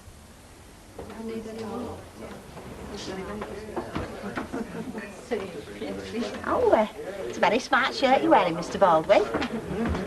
Oh, thank you, Hilda. And the tie. Oh, I do like the tie. I was just thinking the same thing myself. Best dressed fella that comes in here by a long chalk. You two after being mentioned in my will or something? Oh, no, I always did admire a nattily dressed man. Used to try and get my Stan to smarten up his image, but I was fighting a losing battle. Stan's idea of dressing up was to fasten the waistband of his trousers. Now, young Kevin, I'm always telling him he could look a right little bro bummeled. But you know what kids are these days. All they know is baggy pants and T-shirts with torn armholes. Well, my lad's just the same. Just look at him, scruffy. See, what it takes is a bit of class and more mature figure to carry off a smart three-piece suit. Like me and Mr. Baldwin here. Hey, when did you ever wear a three-piece suit? No, I haven't, not since my wedding day. Brown chalk stripe with a red kipper tie. But I could, that's what I'm saying, Betty. I could, I've got the figure for it, you see. Yeah. Now, Dr. Lowther, oh, there's a man could have stepped straight out of Burton's window. Always immaculate as Dr. Lowther. Did I mention that they're going away to this big society wedding in London? Well, not London, Surrey, actually. That's the posh part. It's down south. I know we're sorry, Isilda, and no, you didn't. Anyway, why do I have to keep up with the Lowther's social engagements? Well, it's just that I'll be staying at the house again while they're away, on account of they don't trust nobody else. So, I was just wondering, like, if it would be convenient for me to come to you on Friday this week instead of tomorrow. No, it wouldn't, because the flat is a bit of a pigsty at the moment, on account I had some friends round last night, but... Oh, yeah, all right, Hilda. OK. And in future, if you want to change our arrangements, ask me. You don't have to tell me what beautiful blue eyes I've got first. He's a wimp. He's a mate. All right, he's a mate, but he's still a wimp. He's in the flaming clouds, all these stargazing, all the books he reads. I've no idea what the real world's like. It's a jungle out there. Cutthroat. Dog eat dog. Soon we'll have if he stays in partnership with you, though, won't he? Look, I'm doing him a favour, chum. I'm teaching him the economic facts of life. It's not a great big tea party with Father Christmas handing out little prezzies.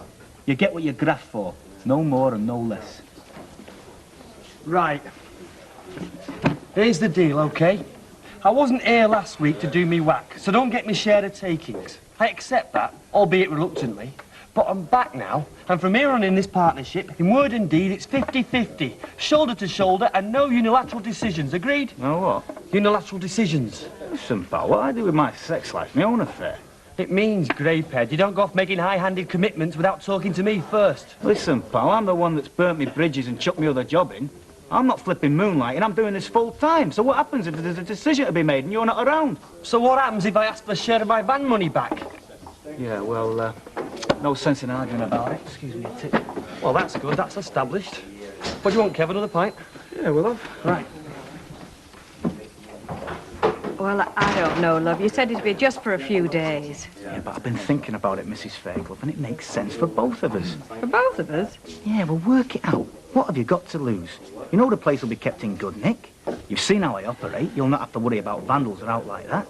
And there'll be a steady income coming in to boot. Can I be sure of that? On my oath, I'm going to make money, a lot of it. You watch me. Hey up, here comes Tweedledee. Are you as keen on renting my yard as your mate here, Tweedledum? I mean, he's convinced he can make a go of it. Renting it? On a permanent basis. I mean, you are convinced you can make a go of it, aren't you? I thought we just agreed. No, what? Unilateral decisions. Yeah, so we'll have a board meeting about it, eh? Just striking while the iron was hot. Well, what do you think about it, Mrs. Fairclough? Well, I have to admire your determination, but I've got to say this, lads. Before you can convince me to have faith in your partnership, you've got to convince me that you've got a partnership. Nice one, girlie, mate. She was just on the point of saying yes. How can we afford a weekly rental? By earning it, that's how. It's a gamble. So I'm a gambler? Well, I'm not, and it's a good job one of us has got his feet on the ground. That's just where we're going to stay, on the ground. How are we ever going to take off if you keep putting a mockers on every bit of initiative I could come up with? Well, that's not the... Well, now we've sorted that one out, what are you having, Curly? It's my shout. Oh, am I glad you came in, love. I couldn't wait to get away. I thought the atmosphere seemed a few degrees below freezing. What happened? Oh, he's fired me and I've handed me notice in. I'm not sure in which order. Is it serious? Who knows? He's so flippin' unpredictable these days. I mean, I couldn't help telling him a few home truths. For his sake as much as mine. He wasn't exactly ecstatic. People seldom are. Ken, let's go somewhere tonight. Emily's given Tracy a tea, and I'm sure she'll be only too pleased to let her stop the night. Okay. Where would you like to go? Anywhere. You choose. Somewhere different. Hello? I see it's for sale again. I wouldn't buy it. Unlucky house, that. Oh, I wouldn't say that. Elsie may have had her ups and downs, but she was pretty happy there on the whole. Yeah, and Bill Webster mayn't have stayed long, but he left of his own choice to get married. Well, that's it. Since Madame Tanner left, nobody stayed very long. Last lot certainly didn't. I wouldn't be surprised if she hadn't put a curse on the place. I know. How about we drive to Ringway, catch the shuttle to Paris, and have dinner on the Champs-Élysées? No, I don't think so, love. I've gone right off frog's legs lately. Oh.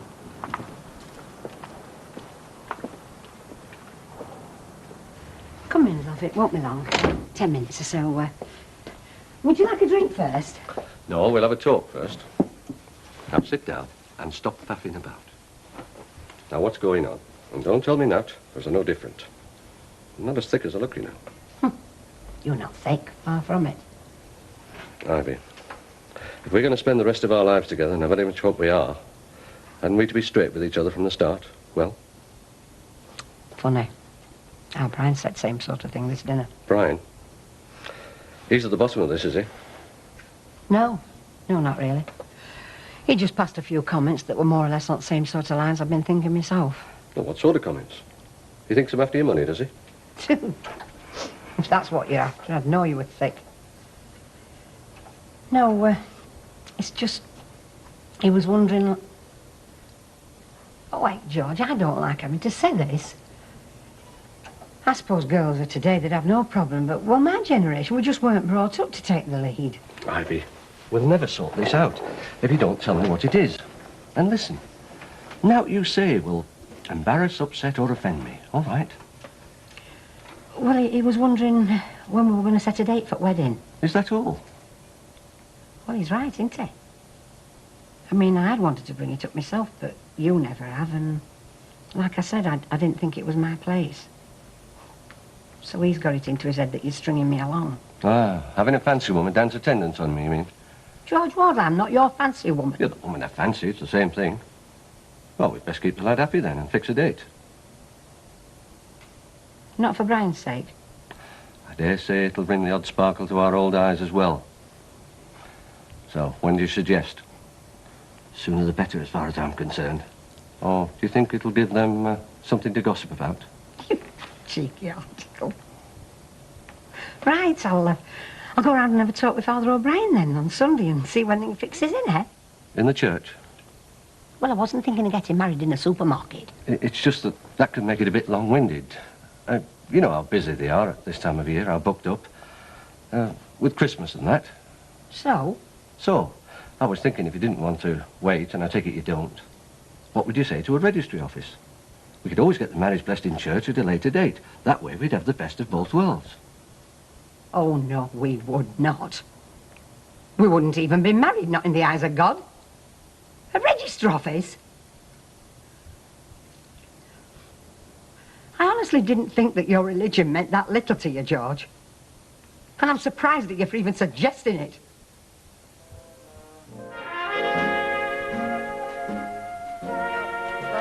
Reckons they don't have to open now. Now he reckons he's a great white grocer. No wonder he's not got time to make us barm cakes, eh? Spends best part of his day in... Oh, you're all right, girls. Cavalry's here. I'm sorry. Come on in. Must be nice of a lie-in weekdays, mustn't it, Cheryl? Yeah. Can't do it when you're to work for a living, though, can you? Look, I've said I'm sorry. I'm open now, aren't I? Oh, here's another on part-time. Why, heck, I won't ask what hit you. Oh, thanks. How long are you open for, Till dinner, and then is it back to bed? Look, are you coming in or not? No, thanks, Chuck. No, we don't shop there. And neither do lasses. Come on, Cheryl. Who brought that on? Don't ask. You look as if you could use some help. Would you mind? I've got a shop half full and I can't stand about like this. Well, I did only come down for a tub of Marge, and I do have to get Tracy off to school, and... You're a good one. And I won't even charge you overtime. Look, I'm doing a whip round for Sandra and Shaw this after, so you can tip up while you've got some brass in your pocket. Oh, she's getting wet, isn't she? Lucky fella. Oh, that's why you spend so much time in packing, is it? No, Ivy. She's not my type. Maybe 20 years ago. These days, I'm more for the mature woman. Shall I go out and come in again? Not before you put your hand in your pocket, no. Ah, it's a good cause. Church do, is it? No. Oh, Just don't say anything, George. there's nothing to say, is there? No. Right then. Look, if a registrar office suits their beliefs, that's fine. It doesn't suit mine. Nor yours, from what I've been led to believe, George. All right, Ivy. Well, does it? I've said all right, Ivy. I get the message. Send her in, shall they? 30p, do you think? Yes. I think that'll do fine, George. Seeing as it's not a church, do. Right, get yourself off. Get that lass to school. It's all right. Ken's taking her. They called in on the way. Oh.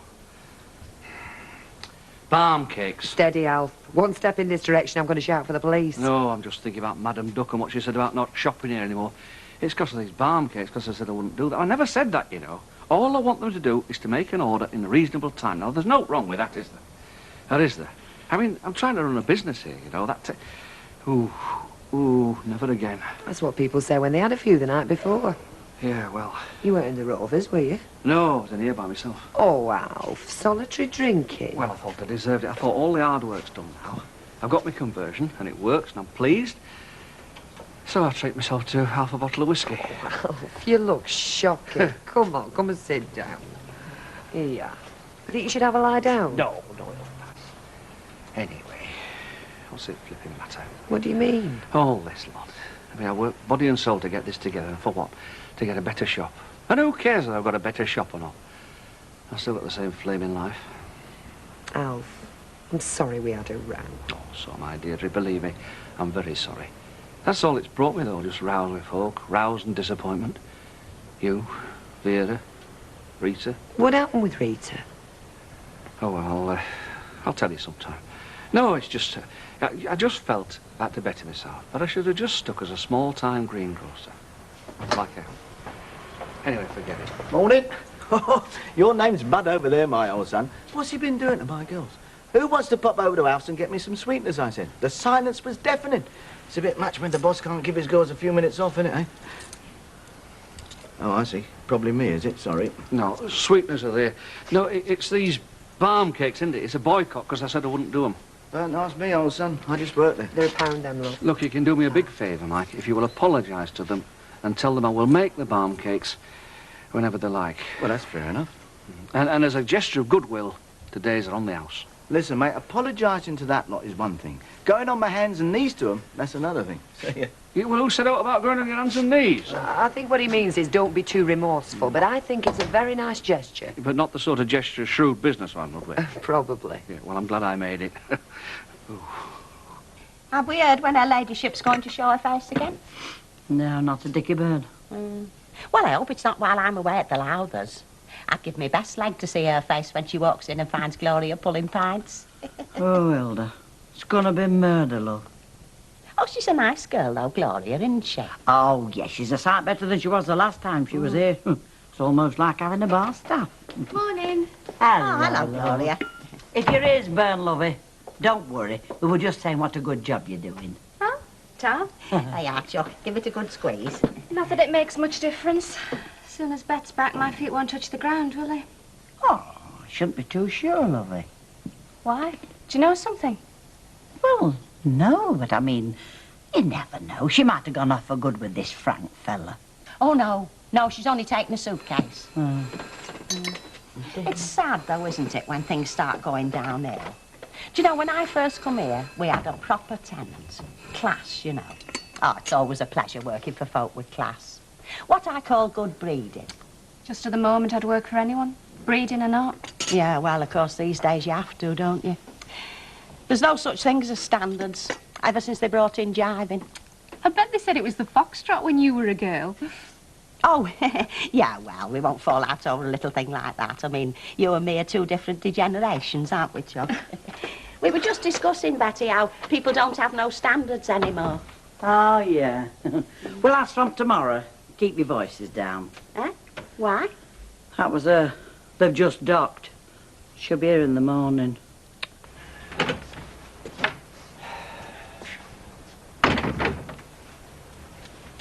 suppose it's all right for bits of lads, but there comes a time when you need a secure job with a roof over your head. Thanks to Newton Ridley, my days of bone-crunching graft up and down ladders are numbered. Like your football stars, innit? Retiring to licensed trade. Yeah, but football stars generally wind up with their own pubs, though, don't they? Oh, you give me time. It's not what you know, son, it's who you know. Me and George Newton, like that. You got a job to go to. Hang on a minute. This here yard. Look, there's a mate of mine used to work with us in the paper yard till he went self-employed. Bought himself a job lot of video recorders. Can't move in his flat. Now, I better give you 20 quid if you let them store them in here. No questions. I'll put you in touch for a tenner. Look, any mate of yours with a job lot of anything is no mate of mine, right? What about you? You're half of this setup, aren't you? Easy money. Worth thinking about. Curly, those video recorders won't exactly have fallen off the back of a lorry. More than likely, they've drilled themselves an hole in a factory wall and walked out. Oh, I see. You mean they're... Got it in one. You've got a shocking opinion of my mates, you. I've got a shocking opinion of theirs and all, so if you don't mind, it's at a place of work. If that's the case, I'll be off. What about dishwashers? Get out. Listen, Curly. If he comes in here and you're on your own with an offer, don't touch it. Right. Of anything. Right. This place is going to be as clean as a whistle, in every sense of the word. Well, hang on, Teddy. It's only for a few days, remember? Somebody gave you a paper with tomorrow's racing results on. You'd use it to catch paint. Oh, no, look, Terry, I mean, do you want to spend every penny we earn on a yard we don't even need? Every penny? What kind of a setup do you think this is? If we can't afford the rental on this place, we might as well pack it up now. Once upon a time, there was a meat porter who thought he'd hit the big time. And once upon a time, there was a bin man who thought he'd stop one. Don't get personal, Teddy. Now, I've left you plenty of tins of beans, and there's eggs and a pound of fresh bacon, so don't go skimping yourself. Oh, and if you want fresh vegetables, there's a bag of them chips what you warm up in the oven. Okay, Mrs. O. Just don't look after themselves, the younger end, do they? That's why there's so much unhappiness in the world, if you ask me, you know. You could tell all these social workers, then what's always going on about Psyche What's-Its reports and that. You could tell them that if they give kids a good home and 3 square meals a day, they wouldn't want to go out vandalising and mugging. I think there's quite a lot in that, Howard. Yeah, but I don't go out vandalising and mugging, do I? No, of course you don't, Kevin. You're properly fed. But you need a balanced diet, so get a pudding down here. One of them in the tin, what you steam, then in the cupboard next to the suet. Did you say balance, Hilda, or ballast? I'll have a bit of lemon, please. With ice? Why not? Yes. I would have thought you'd have been on gin and tonics by now, love it. Why is it that suddenly everybody's talking about my waistline? Oh, give up. It's because you're a business tycoon now. Oh, is that what it is? Well, this is one tycoon that won't be on the gin and tonic game at this time of the morning. That's 35 I'll get please. that, love. Oh, right. If that's all right with you. Yes, thank you very much, Al. You're very welcome. Well, cheers. How do, Ken? Hello. How's the motor? Still full of running? Oh, I don't know about full of running, but it goes, just. It's a toss-up between how much we get for scrap and what it'll be worth as a hen house. Me too. Well, that's a course. You know we're going for self-sufficiency. Ah, Coronation Street Estates. Absolutely, yeah. Chickens on the back seat. I get a good crop of hay off the sills and some wonderful murky patches in the boot with the most exotic fungi growing already. I did wonder about a goat on the driver's seat, but I doubt the steering wheel will be very good for his digestion. Well, as I remember, you've already got mice in the exhaust. No, you didn't tell me that when you serviced Well, I want you to keep coming back, don't I? All right, Ivy, we'll do it your way. Yes, but you're being tight-lipped about it. Not tight-lipped, I just don't agree with you. Are we having these on plates or what? Yes, we are. Anybody think your religion meant nothing to you? Most folks would think it was normal, not wanting to pay for the walls with my money. Can you fetch me salt? Aye. You've got a fixation about this money, George, you know that. Will you tell me what is it that makes a church wedding more expensive than a register office do? People. Eh? You have to invite people. Well, are you saying that we shouldn't invite people, George? Because I'm telling you that if it happened to be in some office down some back street somewhere, which it never will be, I'd still be wanting to invite people. I am not going to be standing there with no one at my own wedding. Now, come on, George. How many? Well, I've heart, love. I haven't thought yet. Listen, look, you have them. There seems to be more than mine.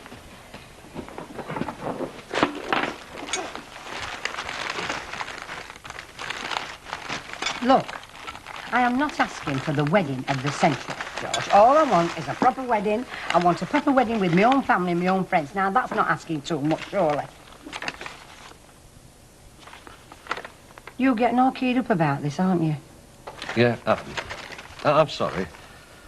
It's just that I think the money could be better spent on a good honeymoon. George, No matter how much we spent on a honeymoon, if I went on it believing I wasn't properly married, that would be money wasted. Yeah. Yeah, I can see that. We'll manage, love.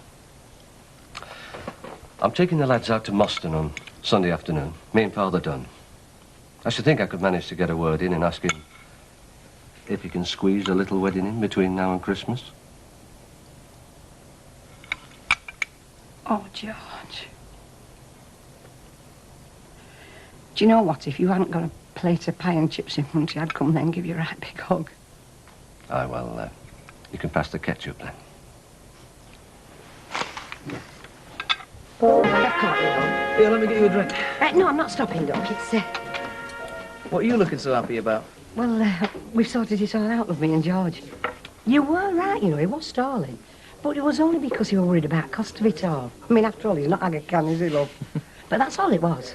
Anyway, we've sorted it out. We're going to get married in church with a bit of luck before Christmas. Well, Mum, that is good news. Thanks, love. Look at it. Reckons his man flaming out. Betty, have I not just carted 2 crates of light ales and 1 Lavinian tonic waters up them steps? You've not stacked them on the shelves yet, though. Oh, give us a chance. I'm sweating flipping blood. Look, me and Arthur didn't buy you a window round, you know, so you could stand there getting a big fat belly. You can get out there and get up your ladder. Here, I cannot be doing 2 jobs at the same time. Now, have art. I'm needed here. I have a responsibility. Your responsibility is to them folk that want the windows washed. Well, would I let them down? Of course you'd let them down. Betty, will you tell my good wife, am I or am I not needed in this pub? Well, we need somebody to hump crates, that's true. Thank you. And to be quite honest, he's not making too bad a job of it. All right, then you can stay. Just till that Bet Lynch gets back, and then you're out. I'm not standing here watching my ale go sour while you're leering at her all day. Vera, come on, love, playtime's over. For some it is. Oh, must be hard, Jack. Murder. What is? Being the victim in a tug of love. You said it, love. It's murder. Vera, Bet Lynch. How many other women are there in your life? Don't even ask me. It's something I've always had to live with. I've had this fatal fascination for women, and I don't know why. Could you tell us, as a woman, what makes me so attractive? It's a mystery to me, Jack. Right, isn't it? It's a mystery. It's all a mystery of sex. And he reckons he's going to rent it on a permanent basis. Well, what do you think, Mr. Baldwin? I think he's running before he can walk. Well, he doesn't seem to walk too badly, does he? But we've already got a van, and now we've got a yard. I think he's getting too big for himself. Well, I'll tell you what, Curly. From what little I know about how to run a business, it is possible that if you think too big, you may not make anything of it. But the cast iron certainty is, if you think too small, you definitely won't. You seem to be saying you think he's doing the right thing. Oh, well, that's not for me to say or know, is it? Well, I don't know what to do for the best. I mean, is he going to make it work, or isn't he? But just to justify the expense. Where is he now? Well, he's down the yard, messing about, doing the odd jobs. And what are you doing? Me, well, I'm here, aren't I? Yeah. You think about that. What are we charging for these pickles? 75. 75? You seem better for your dinner out. I feel better. Hair of the dog. Well, that as well. No, I saw Rita. Oh, good. You never told me why you were upset about her. No. Oh, I see. Sorry I spoke. I asked her to marry me. Oh, Alf. I'm sorry. I didn't mean to pry. No, you're all right. I'm just trying to sort myself out, that's all, you know. I don't mind talking about it. And she said no. She did. I see. All right. All right, let's let bygones be bygones. Oh, yeah? Yeah, well, he did say he was sorry, but I'm not one to bear a grudge. Like with them Claytons. I mean, there might be a bunch of toe rags, but you won't hear me say naught about them. Except good riddance, that's what I say. Is that right? Clear out my head as far as I'm concerned. No. Right, then. Well, did you want anything? No, I only called in to tell you, well, I'll be shopping here again. Oh, good. Yeah. Anyway, I'll have to fly because I only slipped out because the insurance man's coming. Yeah, well, Vera, I'm very pleased to hear you'll be shopping with us again. And I trust we can expect your Jack to come round and clean the windows now and again. Oh, I've told him. I said, look, you're chucking that window round over my dead body. But just give him a couple of days, eh? Right, see ya. Oh, and Alf, thanks for that. Hey, put the flags out, eh? Vera's back. Yeah, well, like the Good Shepherd, Deirdre. The small shopkeeper rejoices when even the black sheep returns to the fold. Blimey, Alf, I can cope with you as a grocer. As a saint, I'm going to want my tea early. So, what happened? Did you and Rita have words, or what? Oh, no, we didn't have words. No, it's just, well, you can't go back from that sort of situation, can you? You ask somebody to marry you, they say no, and... Things have changed between you. Exactly, yeah. They've changed.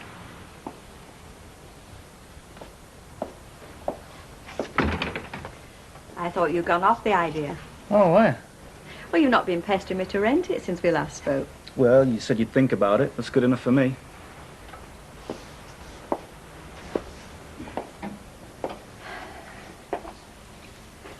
I'd be very unhappy if you were doing anything illegal, Terry.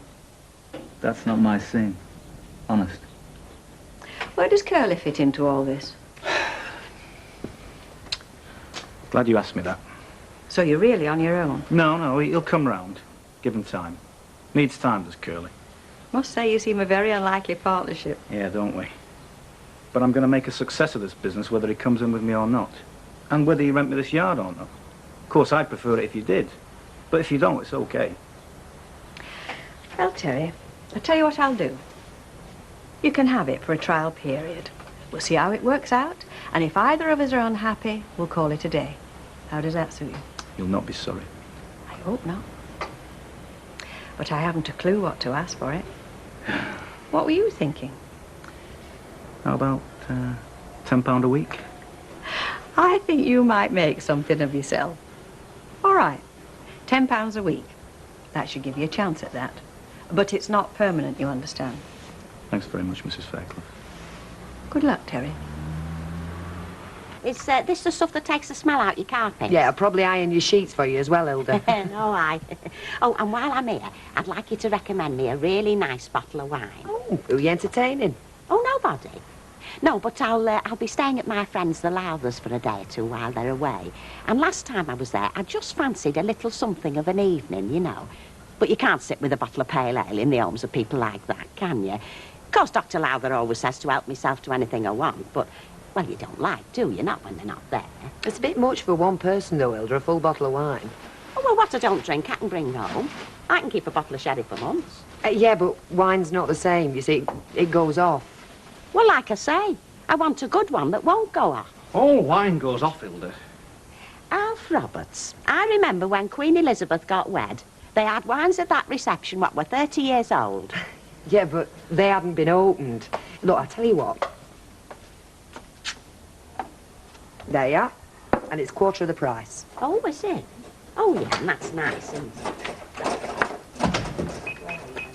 Yeah, Alf, mate, close me bucket up. Well, what's this? What do you think it is? Your friendly neighbourhood window cleaner, bringing a smile to your windows and a song to your heart. And don't say you won't fill it up, because I've gone and locked myself out. I thought you were tied up at Rovers. Well, I am, but it doesn't mean I say I'd neglect you. I mean, reliability, that's my middle name. Yeah, like mine's Rocky fella. It's all right. Yeah, I didn't expect to see you for a month. Do you mean to say you're doing 2 jobs at the same time? Exactly. Well, in that case, Jack, I will fill your bucket with pleasure. Fill it with water, Alf, it works better. Jack, don't work, I'm impressed. And I might say surprised. I'll tell you something. So am I, but keep it to yourself. Ah, Terry, sit down. I've been wanting a word. Now, I had a word with Mike Baldwin about the yard, and he reckons maybe there's something in it. Maybe we'd be justified in approaching Rita about it. But money's going to be a problem, a big problem. As you know, the van takes up most of our resources already, so we couldn't spend, say, more than 15 quid a week on the yard. And I think she'd let me do all the talking. Do you?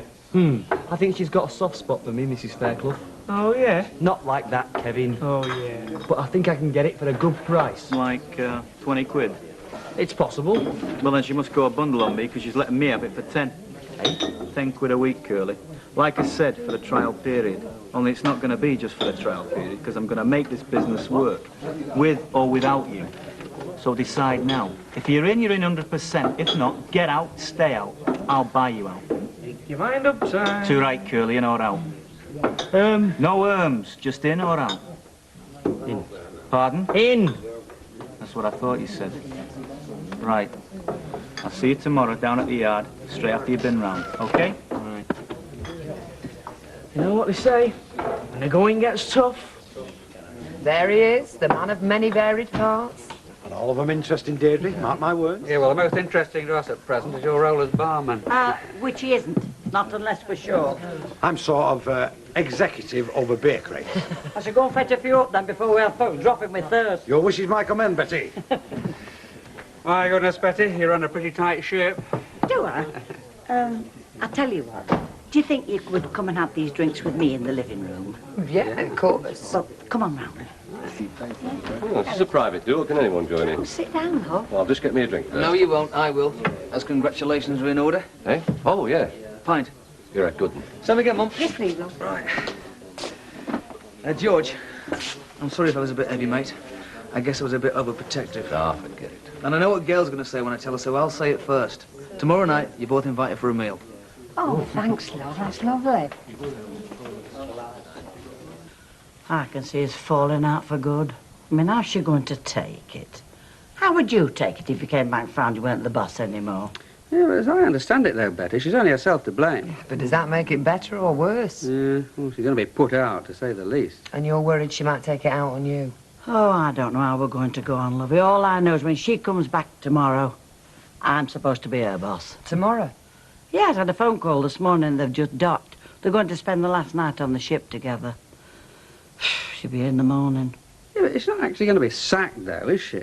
Look, how do I know what the brewery's up to? That's just the point. I don't know. All I know is when she comes through that door, she's going to be thinking that she's the boss. And I've got to tell her she's not. And I am. Thanks very much, love. Bye-bye. And is the king well pleased with his new palace? Oh, okay.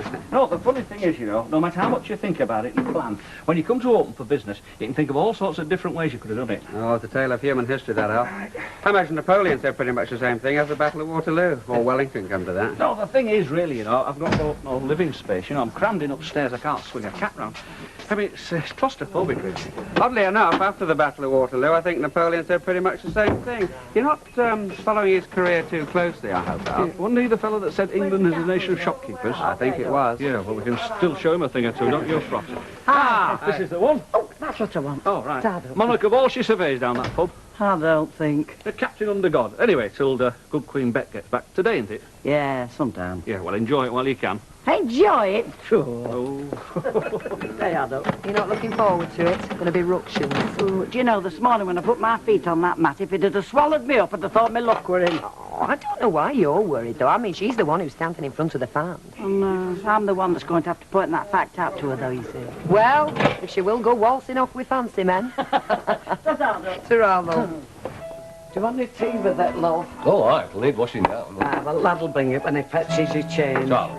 And what do you think you're doing? Eh? Stuffing yourself. Well, I'm a growing lad. You better have enough appetite left for tonight or else. No danger. I'm looking forward to it. Have you fixed a date yet? Well, no. Not with one thing and another. You'll not do Ivy out of a church wedding, you know. Well, who says I'm trying to? I mean, she wants marrying by the Dalai Lama, and it's all right by me, you know. Hey, are you going to be here tomorrow? I thought you were going on that bowls do. Well, there's no places left up, Coach. Oh, didn't he want to go, you want, Percy? Oh, he had a go to give him justice. Yeah? But they're not having big coach this year, because last year they didn't fill it. And this year you can't get on for love nor money. Oh, yeah. It's just one of them things. Put another lager in there. It's a shame you're not be coming with us tomorrow. Real good day out it is. Oh, thank you. No, I'm afraid, Mr. Sugden, being one of that dwindling band, the British workforce, Tell him you're having a day off, you've holiday order, you must have. all the same, I'm not really a member of the bowling fraternity. You don't have to be, it's just a good day out. It's Southport we're talking about, you know, nice hotel for your dinner, no rubbish. I'm not tempting you. Gloria! What can I do for you? We get round to that later. In the meantime, give us a drop of that Irish whiskey, will you? Irish?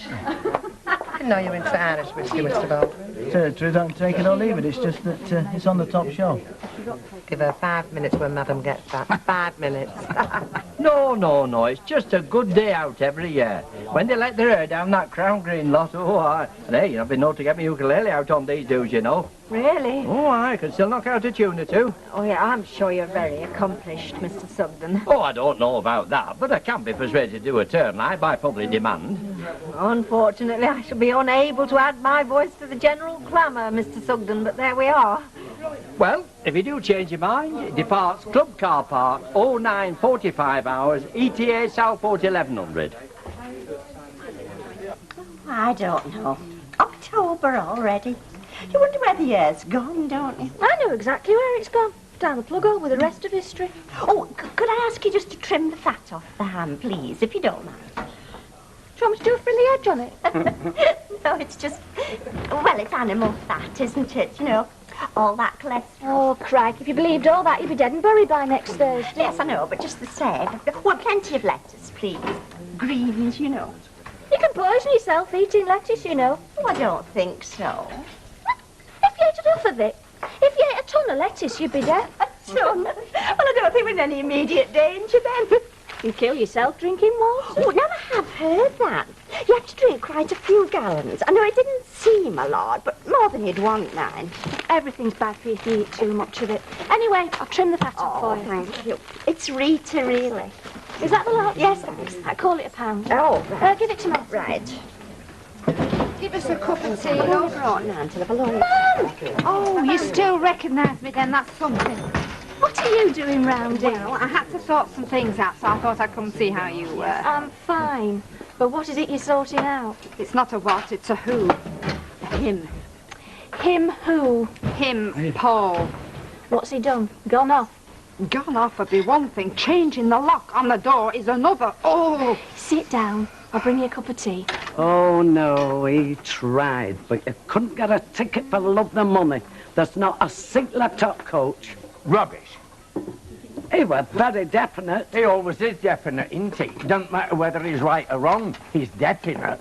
Usually he's wrong. Always definite. That is Mr. P. Sugden, Esquire, all over. And you're telling me there's seats to be got on that bus? I know there is. Old Tom Etherington was saying only this morning at post office as did I know anybody who'd like to come, 'cause it's not economical if they don't fill coach. So if you want to come, you can come with me. Oh, God help me. Oh, ta, lovey. Hey, come on, let me give you some money. Don't. Oh, it's a bit late for that advice, isn't it? But thanks anyway. So, we had a bit of a row, you know, so I went to Irene's just for a couple of days. You do know Irene? I've heard you mention her, yeah. She's all right, Irene. Mad, mind you, but she's just in the middle of divorcing her third, and he goes and drops dead on her. She might just as well not have bothered. You wouldn't believe the complications. Ma'am, I don't want to know about Irene. I want to know about you. Well, I go back to the flat, and my key doesn't fit the lock. That just about says it all. Well, can he just do that? He has. Isn't the flat in your name? I haven't even got a rent book yet. Oh, ma'am, you... Don't bother telling me. Well, what are you going to do? Well, I'm going to get hold of him. Well, I don't care. It's my next port of call. Where? Well, it's one or two places that... He's just started this little business, you know. It's all to do with in-car entertainments. Actually, he's something of a specialist in in-car entertainments. You'd be best off not bothering. I've got to get me stuff, Gay. Yes, well, that's all you do want. Oh, now, come on, Oh, he's ma'am. just got a bit shirty, that's all. He'd probably be as nice as Pat. It doesn't matter. You want shut. Well, it's not that simple, you know. Anyway, you was going to get shut of Brian. It wasn't that simple. That's just what I've said. Anyway, Gail, I've got to have a roof over my head. The place is still standing then, isn't it? Kid, nice time. Oh, fabulous. Betty, will you pay cabby for me, love? Take a couple of quid out of till. I've not got a bean on No, me. I don't really like doing that. No, I'll get it out of my purse. No, take it out at till. No, I'll get it out of my purse. Here, Jack, lovey. You pay the cabby after. All right. All right, was it? Hi, Tom.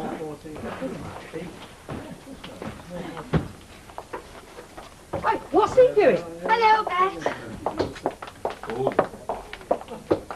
What's she doing?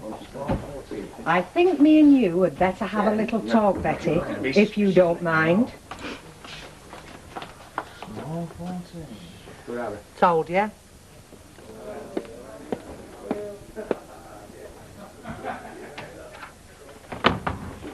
I turned my back for 2 minutes. Hang on. 2 weeks is nearer the mark. Never mind that. What's she doing behind that bar? You know Gloria. I do. I didn't think much of her last time she was here. Anyway, Whose bright idea were it to take her on? Well, the brewery said Never to. mind who said she's not stopping. What's Jack Duckworth doing? Pots and cellar. Jack Duckworth? Oh, you've taken leave of your senses. Like you took leave of your job. You know, when you went, it left us short and he was handy. Too flaming handy. And another thing. When I ask you for money out of that till, don't you dare go telling me you don't see fit. Not in front of them customers and all. I'm responsible for that till, remember? Me, not you. I'm very sorry, lovey. But according to the brewery, I am. Till I'm back. No. And I'm back. No, till they tell me different. They? Who are they? The brewery, George Newton. Ask him if you want to check. What are you doing talking to George Newton? I'm the manager of this pub. Well, you were, love, until you swanned off. I mean, whether you are or not now, you'll just have to take that up with Mr. Newton. Until he tells me differently, I am in charge here. I never wanted to, but there you are. Betty, what's been going on? What's been going on? The brewery were down here like an avalanche the minute they knew you'd gone off. Gone off? Look, they do like to be informed. They do like provisions to be made. They went through everything, all the books, everything. They've what? Oh, yes. The stock, the books, everything. As far as they're concerned, lovey, you have done a flit. Done a flit? I've had an holiday. Well, you better tell them then, haven't you? Why didn't Hilda tell them? Why should Hilda tell them? Because I told Hilda to make sure the brewery was informed. She didn't seem to know that. Well, I told her. You did tell her plain enough. Did the two of you dream this up, did you? Now, wait a minute. Oh, yes, I can just see it. Now's our chance to get her in lumber with the brewery. You've never liked it, have you, me being the boss round here? Well, if that's the way you're going to be, I can't be bothered talking to you till you see a bit of reason. Yes, you and Hilda between you. I bet you were straight on to them. She's gone off. I had to get on to them. All right. I had to know what my position was. After that, it was out of my hands. Well, thanks for the favour. Oh, lovely. I didn't know you'd not told them now, did I? Fancy just going off like that. You could have told them, and you didn't. You've been in this trade long enough to know that, love. No, it's on your head now. Whatever happens, you brought it on yourself. And don't go trying blaming me and Hilda. And right now, I've got a pub to run.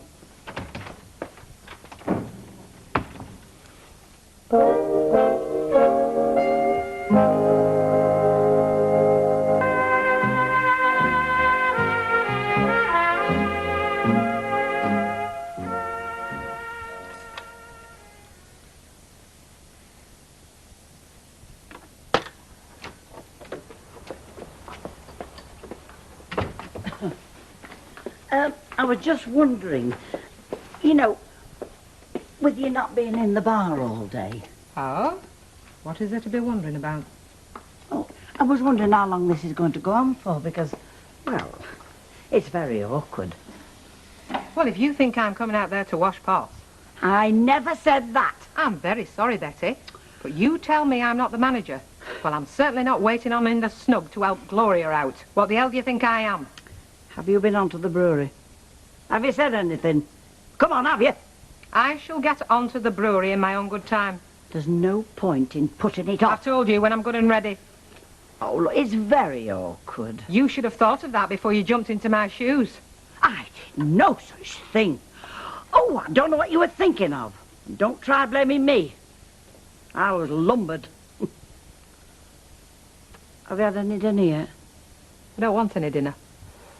I'll make you a bit of something if you like. I'm not hungry.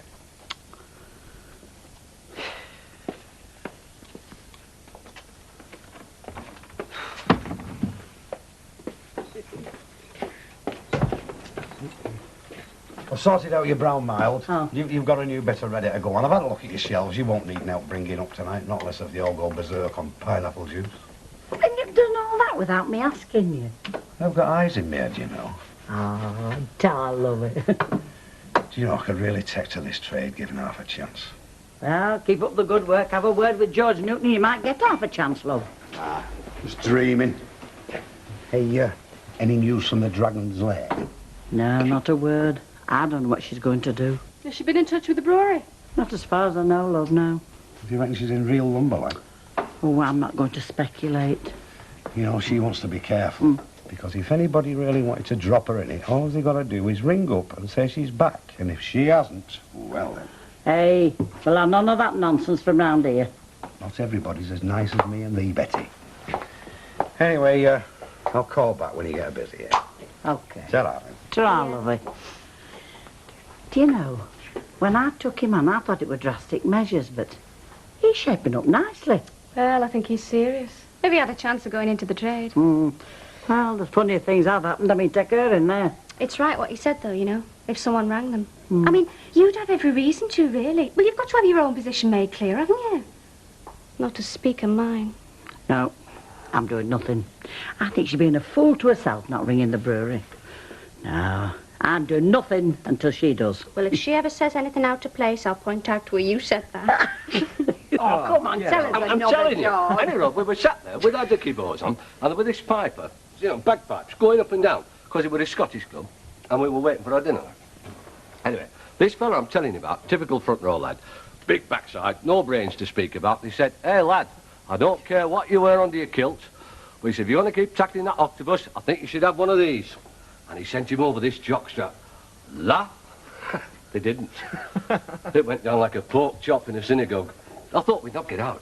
Quite right and all. Mind you, they make a big do of it, don't they? Burns night. Hey, what exactly is this Burns night? Well, it's very Scottish, you know. I mean, they all have a good time. I mean, they get legless. It's really good. I'm sorry we've got nobody to pipe in the opera. Hey, that smells good, lass. Oh, I suppose best we could do would be a George Foreman night then, isn't it? Might as well dish it out, eh? Too much fun. I bet you don't even know he was hardly. Yes, I do. It was that fellow, the what's it, wasn't it? Little stick of Blackpool rock. A ukulele. Nobody plays the ukulele anymore, do they? Yeah, Percy does, down at centre, so he tells me.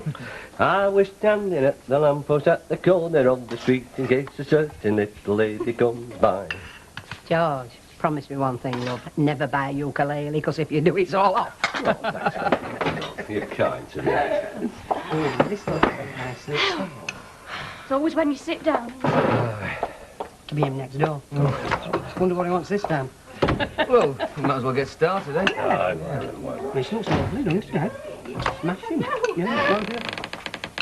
Oh, Audrey. Audrey! I've come at a bad moment, haven't I? Oh, no. Whatever do you mean? Sorry, look. No, Brian, go get the stool from the kitchen and another plate and things. You've not met George, have you? This is me man. I'm pleased to meet you. It's Audrey. George. George and I... Yes, I know. Gail's told me all about you. All good, I hope. Well, she didn't tell me you were this good looking. Sit down now. Oh, no, look, don't worry about me, love. I don't want to ruin your dinner party. I'm Look, just take your coat off and sit down there. Eat it before it gets cold. No seats here, and there's Sam Tinlink Cafe, saying, do I know anybody as wants to come just to fill coach up, making me look a right fool. Well, maybe there's somebody's dropped out. Fred Turnbull, I shouldn't wonder, with his Myrtle being the way she is. He was never full up to start with. Well, that's what I was led to believe. Who by? Tom Etherington. Well, it was Tom Etherington that told Sam Tyndall. When did you speak to Tom Etherington then? Well, I never spoke to him in person, no. No, well, there you are, you've admitted it. I don't have to sit here being interrogated. Hey, I'm not bothered. You go to Southport. And I'll tell you this, there's folks dreading that ukulele of yours, just dreading it. In doghouse, then. It's a curse more than anything, you know, being attractive to women. Don't I know it? Our Vera took one look at that Gloria, and I knew I was in trouble. Now, I've done nothing, not raised one finger. I can feel her eyes burning holes in my back now. Gloria?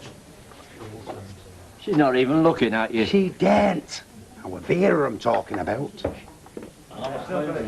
In his element, you know, because he's getting paid to hang around licensed premises. He doesn't hang around there, he stirs himself. No, come on. Give him a bit of credit, love. If I did that, I'd be digging my own grave. Oh, I owe the till. A large brandy. Don't forget it, will you, Betty? No, love.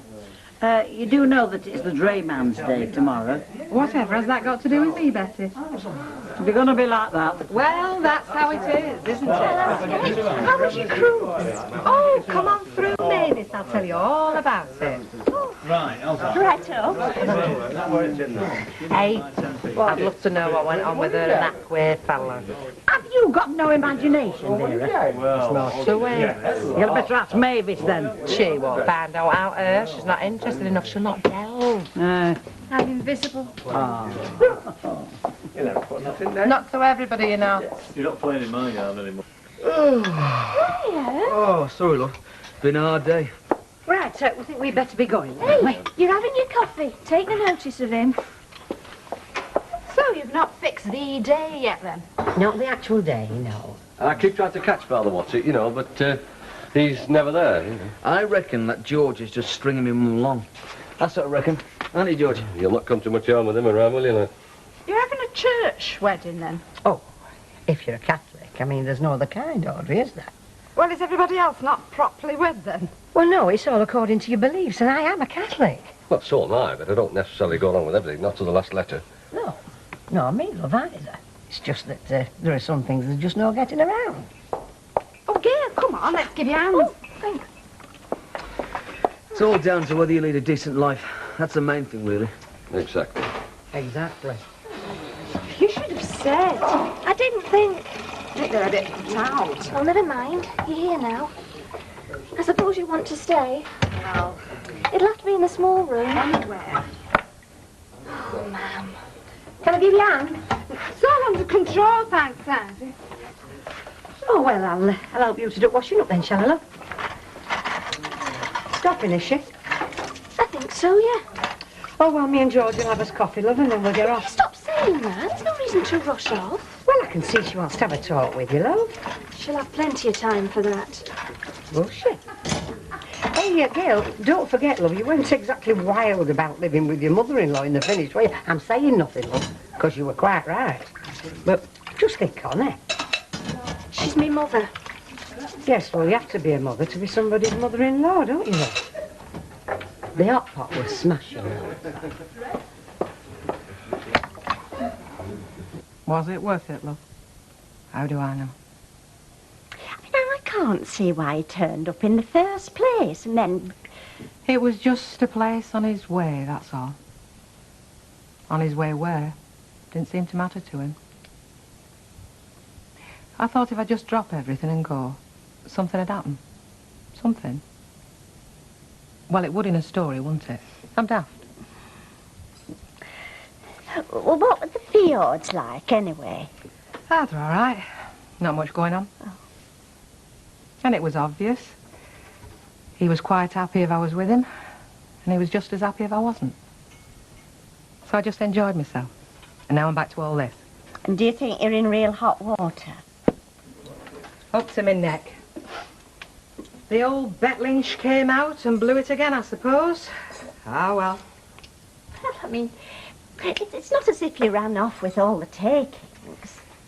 First thought that seemed to enter their heads, as far as I can make out. You'd think people would cover up for you a bit, wouldn't you? But no. Drop right in it. I'm sure it wasn't meant that way. Well, I wish I could be that sure. Betty's the manager now. I'm just a squatter. I can't even go in that bar. Oh. How can I? What for? Just to be humiliated? Well, you just have to go and see them. Tomorrow, 2 o'clock. I rang the secretary. Oh, hello, Miss Lynch. Mr. Newton's been very anxious to hear from you. 2 o'clock. I reckon I'm for the high jump. Suppose you'd better put on your sackcloth and ashes. I'm going to put on my bloody war paint. Oh, I don't think that's quite the attitude. I'm the injured party, not them. I've been practically accused of running off with the takings. I've been suspended from my job. I don't even know if I've got any wages coming. I've been humiliated in that bar. She wouldn't even give me £2 out the till to pay for my cab. So if they think I'm going there to grovel... Well, frankly, I would if I were you. Mavis, I've humiliated myself enough. Stuff it. If I'm going down, I'm going down with all flags flying and all guns blazing. And the mood I'm in, I'm practically looking forward to it.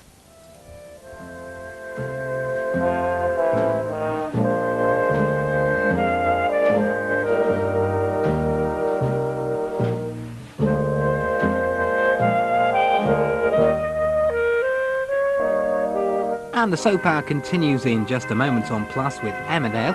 Don't forget, by the way, you can find out about all your favourite programmes on our website at www.gplus.co.uk.